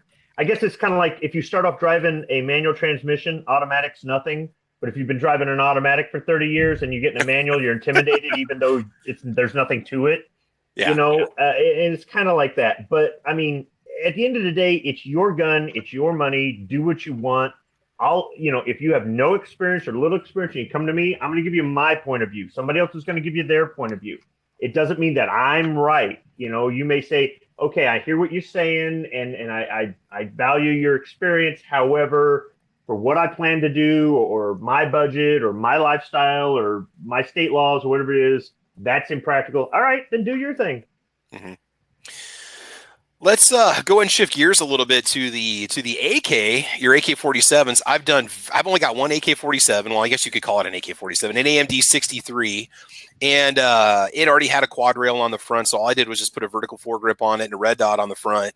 I haven't modified it otherwise, so I guess I put a Magpul AK grip on it. So, I mean, a lot of what you do to the AR, you can do to the AK, and there are aftermarket trigger options if you're not a fan of the AK trigger, especially when a lot of these parts kits come over, they're not able to use the original trigger that came with the AK because they have to swap it out because of 922R, issues or whatever. Or they just simply put their own trigger in because it's cheaper. A lot of these AKs come with like a Tapco G2 trigger, which I don't think they even make those anymore. And then there's the ALG aftermarket options. So if you don't like your AK trigger pull, I mean, give it some time. You might find once a lot of these rifle triggers break in, they're a lot more comfortable and a lot more predictable. With my little Bear Creek M4 that I have that I've been shooting it for years, I know when it's going to fire. I know that trigger like I know my own smell. I mean, it is a great, wonderful thing, But anyway, the trigger on it, like you know, I don't think you worded that one properly. That's his quote in Three Amigos, but no, you get comfortable with the trigger and you just know it when you know that rifle well, and so that's why I've never upgraded the trigger because it's like it almost feels like a 2-stage because it has a little give.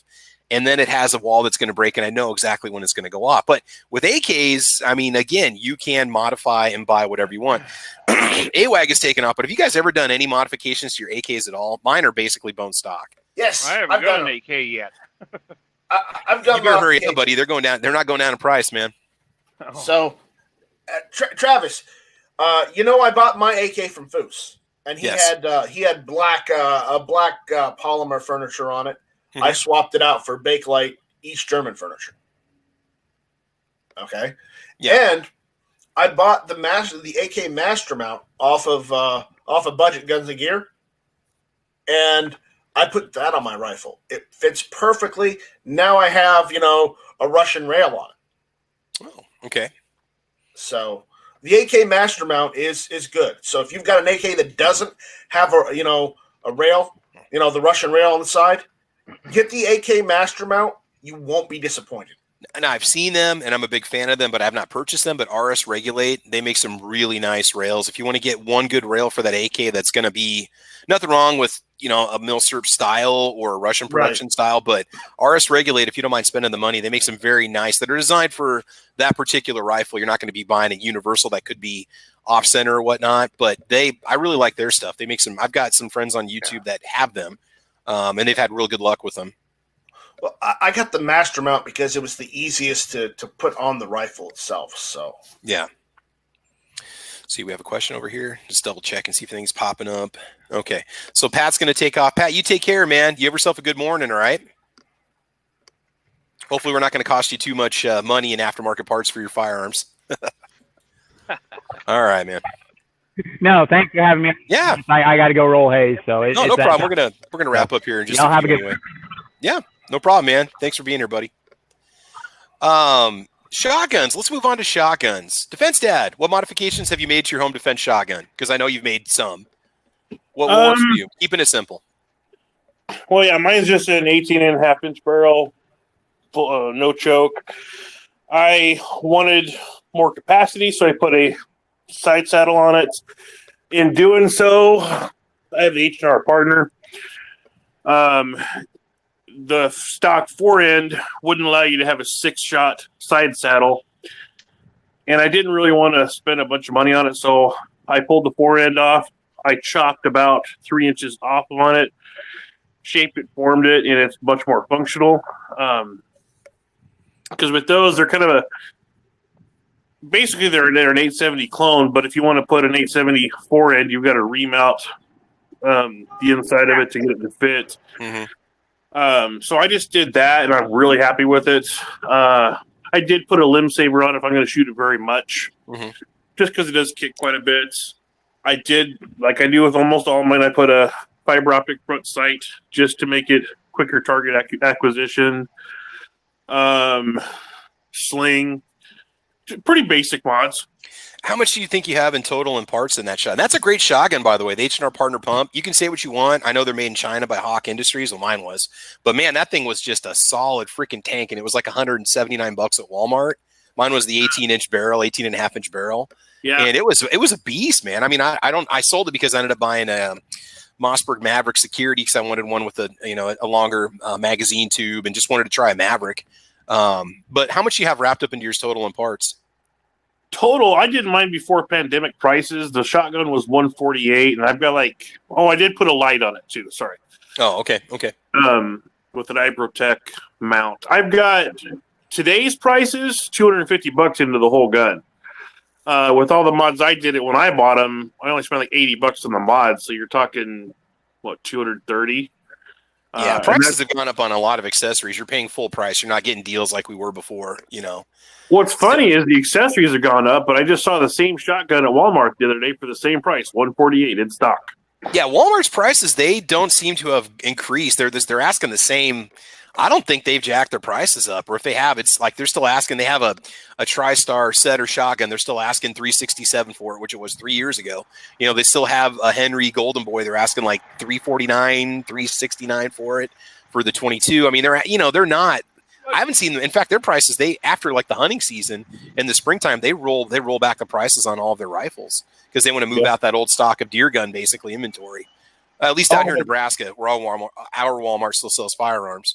Yeah, I did also one other modification on that one. I took the plug out, so it's now a 6+1 capacity.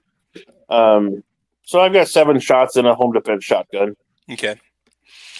Let's see here. Any of you other guys made any modifications to your shotguns at all? I mean, I pretty much did. I pretty much done the same thing as you to my Mossberg, to my Maverick 88. Yeah, single shot.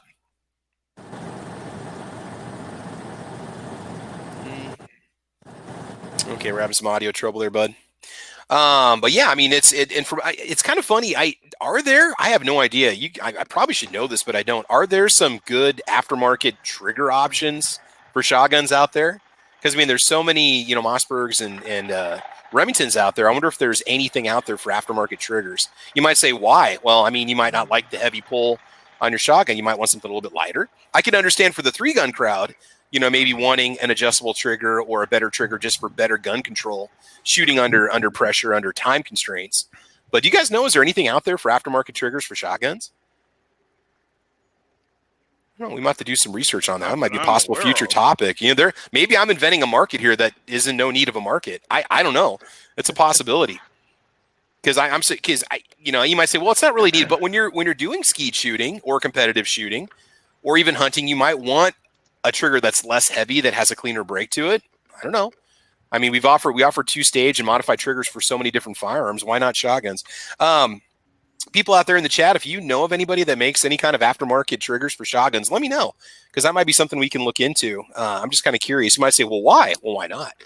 Just like my PT-111 G2, like I mentioned, at the beginning of this podcast, I mean, that was definitely something that that I wanted to change. I know for a lot of popular bolt action rifles, like your Remington 700s, I mean, you can totally modify those. And let's just say this right now. If you've got a popular model of bolt action rifle, you can basically replace every component on it that you want, the barrel, the trigger, the bolt. I mean, you can basically start all over again with just your little receiver and completely build a new gun out of it if you want to, just because of the availability of parts these days. So, and that's another thing too. Take the gun out, shoot it, see if you like it as is, check your accuracy. If you're comfortable with it, there may not be any reason to modify it. Maybe you want to lighten it up a little bit, or maybe you want something to be a little bit smoother or whatever. You might look into maybe getting the bolt jeweled or machined, right?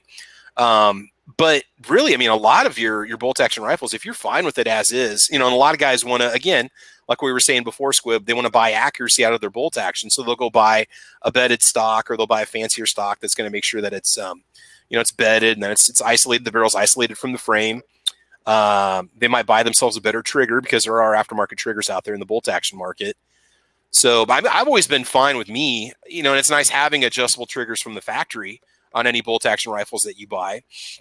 My Ruger Ranch rifle, I think the Ruger American, your Ruger Ranch rifles, they have adjustable triggers, which I've never had to change mine. I should. It's just a tad bit heavy, but I also like that kind of predictability in the brake.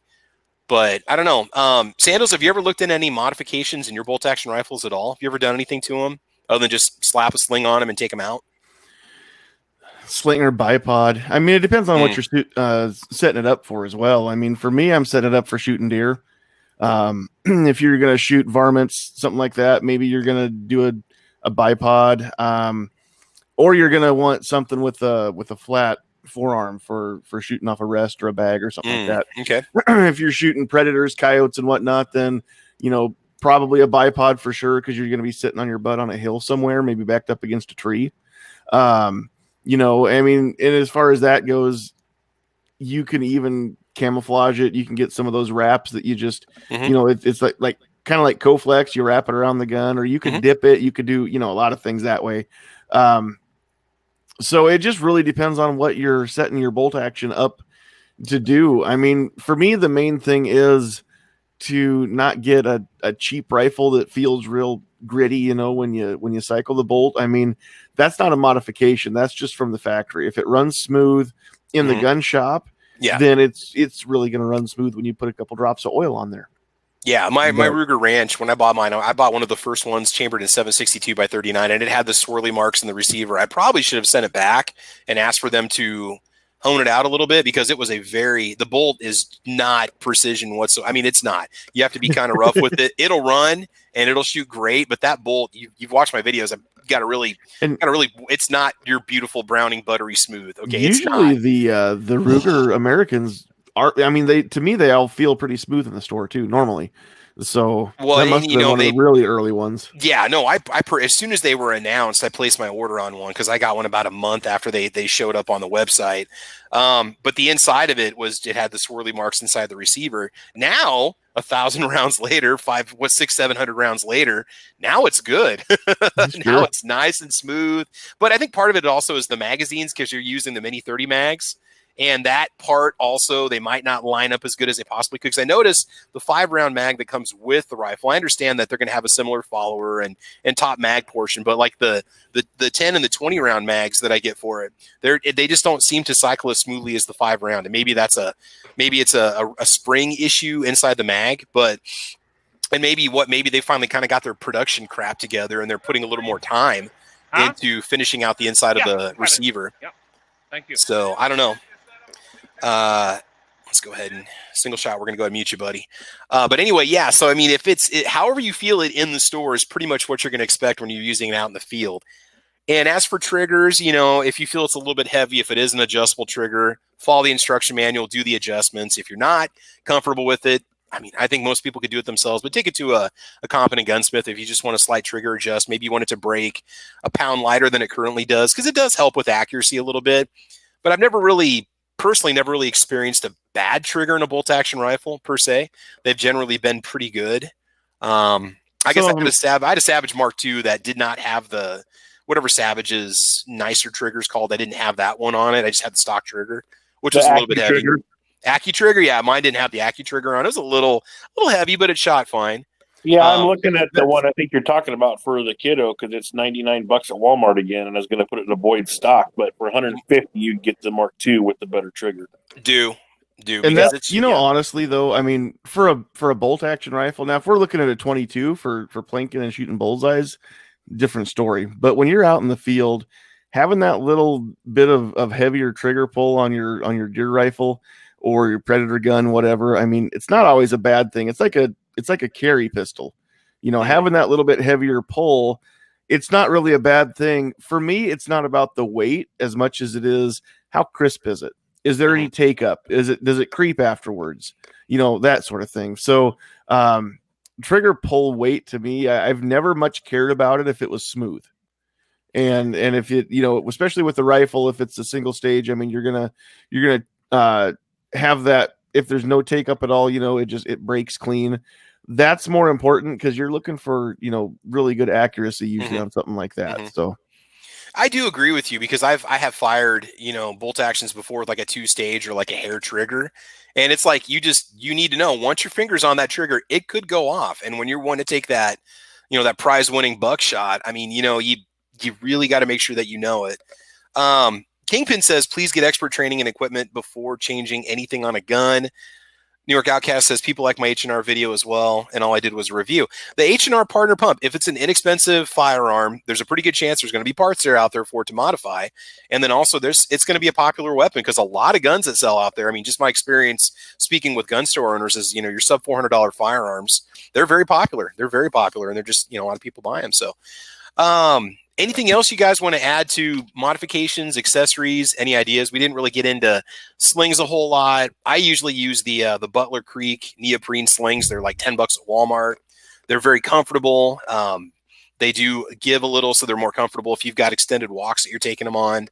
I don't know, really not much we need. I think slings are kind of a personal preference. You're going to go with whatever you want, especially with an AR. You're either going to do a single or a 2-point sling or a convertible sling, The only thing I suggest is we talk about modifications. Let's talk about the legalities a little bit, though, like especially with your carry gun, because there are certain guns you might not want to modify because you have the most likely chance to have to use that in a situation, and the prosecuting attorney might say you modified it with the intent to kill people easier. Have there been cases where people there's been civil liability, although maybe not criminal liability? There's been civil liability because they used their defense weapon and it was heavily modified. Have you ever heard of a situation? I don't want to be in that situation, but it really maybe depends on the DA how much they want to look into the firearm used itself. Did you keep it stock? Were you using standard self-defense ammo? Did you modify the trigger to make it lighter, which caused you to pull the trigger when you maybe shouldn't have? Those are things you do have to worry about. That's a good point, is any kind of modifications you make, if you'd have to use it, and anything other than a without rule of law situation, you might have to worry about that liability, which is why I say, me personally, get the best, carry gun you can that you're most comfortable with that has a trigger you really enjoy using, or just keep a bone stock. Just go with something simple, bone stock, that you can shoot and get good with it. Because again, there could be that civil liability issue. But have you guys ever heard of a case or situation at all? So with regard to carrying reloaded ammunition, there's all kinds of experts out there, trainers, instructors out there. By the way, these people don't know reloading from their butthole. And they've said if you use reloaded ammo to carry, you're going to go up the river. So I did some research and looked into it. And in the cases where the fact that the ammo that was used was reloaded, it was about gunshot residue and forensics. It had nothing to do with the legalities of reloading or hand loading your own defensive ammunition. And I'm going to call BS on some of the modifications to your gun stuff, because if that prosecutor's looking to get you on a lighter trigger spring or on a dust cover that says smile and wait for flash or whatever else like that, they're going to find 15 other things not related to modifying your firearm about your character or anything else to use against you. That's a biased prosecutor. That's a biased judge. You're in a place where they don't like people who have guns. I'm not saying that if you're worried about one more thing that you've got to deal with, that, if that's personal preference, just like accessories. But I'm not going to let that intimidate me. If they're going to get me, they're going to get me for the full length guide rod, or they're going to get me for the different front sight. If they want to, they can go, you're not even using a Ruger mag in that gun. You're using an aftermarket mag. I mean, seriously, I understand that people don't want to, the more stuff you have to deal with, the worse it is. I understand that. But it's not like every single time there's a self-defense shooting, they're going, all right, let's pull up the playbook. You know, it just depends on what jurisdiction you're in. And if the DA changes and you have a pro-gun jurisdiction, a pro-self-defense, pro-castle doctrine, pro, and then a new DA comes in and they're going to make a name for themselves, everything could change overnight. I would say your best accessory is a good attorney, a really good attorney. Well, and that's what I was going to say. You know, so because when you run into that, if you do have that really good prosecutor that's anti-gun, and you can't afford a good defense attorney, like, you know, just, you know, I went through a divorce. You know, a lot of who wins depends on who can afford the better lawyer. So that's kind of why I brought it up. Yeah, that's a good point. And I would say it's probably the media that's going to be more likely to exploit the situation, depending on where that media is based and what state you're in. Just like what I was saying earlier with the police officer that shot the guy in the hallway. You know, he had, you know, kill them all on his dust cover or whatever it was. You know, that I don't even know if that even came up in court, but it was on the news, and they're saying he shot this innocent guy and he had kill them all on his dust cover. And I'm not going to say in the shot, when I watched the video, I mean, there's a whole, you know, there's two sides to every story. But what I saw, it looked like it was the guy was innocent, that he wasn't doing anything. He, whatever reason, was just simply trying to go down to the ground, and he got shot in the process. But yeah, I would say the media, Squib, I agree with the media is probably more likely to pick up on a heavily modified firearm versus, because I mean, if the DA's got a cut and dried charge they can put against you, like it was intent, or they can prove intent, or they know they can just knock it out of the ballpark quick and easy and get you prosecuted, they're going to do that.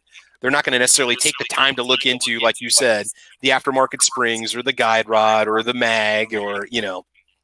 And the thing is, they're going to use terminology that doesn't exist, and a jury's not going to know. At that point, you need to tap your lawyer on the shoulder and say, here, look, I wrote down an explanation, say this. And if you don't, I'm going to stand up and say this. Because what am I paying you for? Sometimes you have to get a little stern with them, even though they don't always listen. I kind of know for the same reason Defense Dad knows. And I've had a biased judge. I've had you're guilty when you walk in here. I don't care what you say, what you do, what evidence you have, it doesn't matter. So there are times where the deck is stacked against you and life isn't fair. But the thing is, by that same logic, you meant to kill that family in that minivan when you were drunk driving your car because you added a turbocharger to the car and you were drinking expensive liquor. So therefore, if you drank cheaper liquor and not modified your vehicle, then your intent wouldn't have been that. You see the stupidity and the logic. And if you can't get a lawyer who can't stand up and look at the jury and put it in layman's terms like that for them, so that they disregard the fact that you had an extra round in your mag or something like that, then you need a different attorney. You know, when you were talking about the reloaded ammunition, let's just say that you just want to load your own self-defense rounds because you can do it for half the price of buying new, not to mention now on the shelves, a lot of your home defense or self-defense 9mm not in stock. If you wanted to load your own round that was built to factory spec, that was, let's say you used new brass, you use quality primers, use quality powder, you use the exact same bullet as the firearms manufacturer, and you just happen to load your own, and you're just loading it to a factory spec, I don't see how any court of law could find you any more guilty simply because you manufacture your own ammunition. I mean, if anything, you're the one that's taking the chance yourself because you're doing it yourself. And there is always a remote chance that the round might not perform the way you want it to. But if you're just building a spec round, I don't see why it shouldn't even come up as an issue anyway. Even if it's not a spec round, it's a moot point. Once again, it comes down to manipulation of the jury, biased judge, biased prosecutor, and bad lawyer. You know, because if you go off that, then they're going to go, then why didn't you just buy it? You could say, well, there was an ammo shortage. I get that, and you could try to reverse engineer the logic. But this comes down to, once again, you've got a judge, a prosecutor, and a jury that don't understand reloading, and you can't give them an 8-hour class on reloading and get them to all at the end of the day going, not only do I understand, and I'm going to disregard this, but now I want to get into reloading. So you've got to find a way to minimize it. I could see you using the whole ammo shortage counter, and that does have some plausibility to it because of the current situation. But it's just there are lots of people out there that do firearms training that are saying, whatever you do, don't do this. And then you ask them about reloading. So I don't know the first damn thing about reloading. Okay. And they've got a Hornady banner in the back of their classroom. Yeah. So, yeah. And I'll just say the reason I brought that up is we were talking about modifying guns today, but my personal choice, I'm way more apt to modify a range gun or something to have fun with. My personal opinion is I carry a good. I don't see any need to modify my main carry gun, and I'm going to leave it that way because I just don't want to give. If I ever get in a situation, I don't want to give that prosecuting attorney fuel for the fire that doesn't need to be there because you're already dealing with enough crap there. I didn't mean to get into legal discussion, but I just wanted to. This is important because I wanted to save that for the end. Yeah. All right. Anything else you guys want to mention about modification of firearms, accessories, anything like that you want to throw out there before we call it?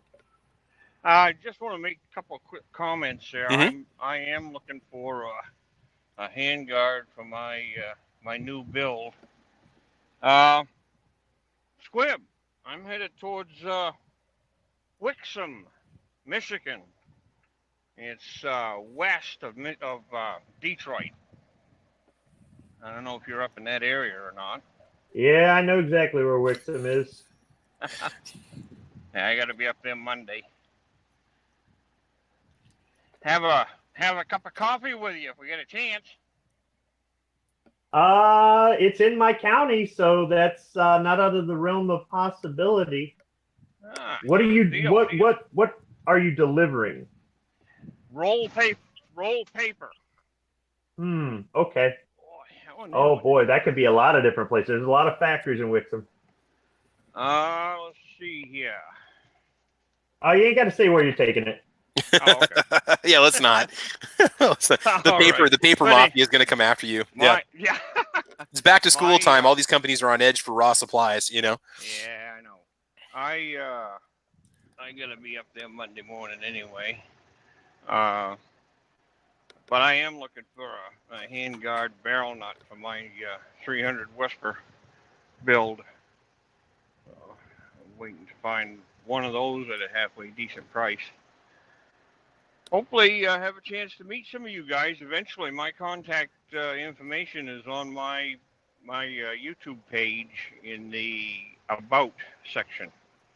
So if you're looking for any of that information at all. Well, if you ever find yourself out in western Iowa or eastern Nebraska, give me a holler, man. I'll do that. Cool. Or maybe even Kansas for that matter, too. So, yeah. I'll do that. Sweet. All right, guys, we're going to go ahead and wrap this one up. I think we're going to go ahead and call it. So let's go ahead and let the channels get their final plugs in. We will see who's joining us this morning, and we will call it a wrap. So, Defense Dad, any final plugs you want to get before we go?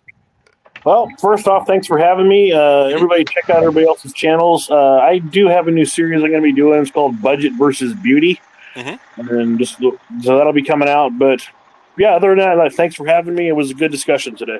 No problem, man. All right, appreciate you being here. Thank you. And again, I wanted to call on you a lot. I'm glad you're here because I'm glad you're here anyway. But I knew that you had some experience with some of the parts you tacked onto the the G2C, and then also what you saw at the range with that 1022. And being a new AR guy, you're bombarded with all these ads for all these wonderful hop-up parts that you want to put on your gun. Yep. And so it's kind of good to kind of get your opinion on what you've run into with that situation, being a new AR owner. Cool. Yeah, guys, make sure you check out Defense Dad's channel and make sure you go subscribe to it. All right, Squibby, any final plugs before we go? No. Thanks for the invite. No problem. I'm going to have to iron out some technical issues, though. No, it's okay. It's okay. We'll see if we keep having people get dropped. We might need to figure something out. I know Pat Hirsch got dropped a couple times. Yeah, that could be something. I think what I had this time was on my end. Okay. When I'm mobile on the duck, it'll kick me out constantly. When I'm mobile on the chamber, it's pretty friendly, but they all have their quirks. None of them seem to work very well with mobile. One might work better than the other, but they're just not mobile friendly. Did you have that problem back in the day when we were still doing Google Hangouts or whatever, or when we were still using Google? Hangouts worked perfect. I mean, other than the times where from time it would freeze, loop, or kick us all out. Yeah.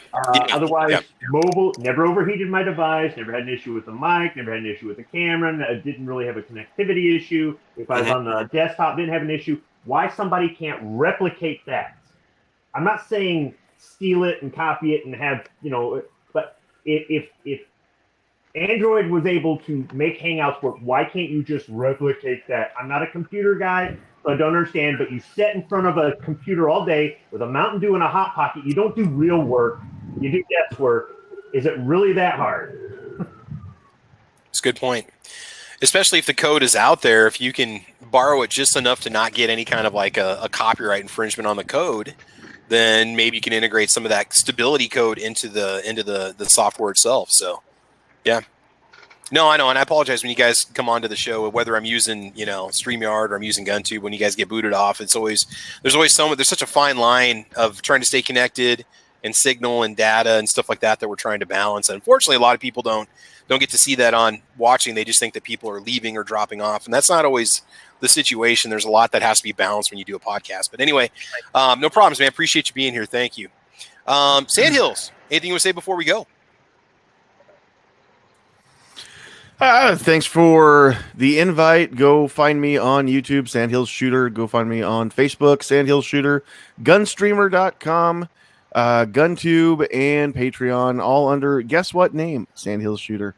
There you go. And go check out Gun Freedom Radio's latest release, because I got to be on there. All right. And what night do we have the Get Off My Lawn podcast?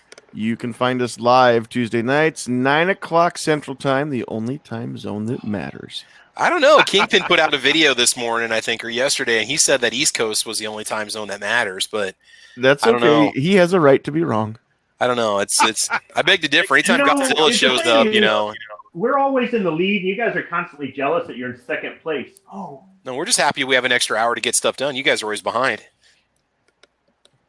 Exactly. So, Single Shot. Anything you want to say before we go?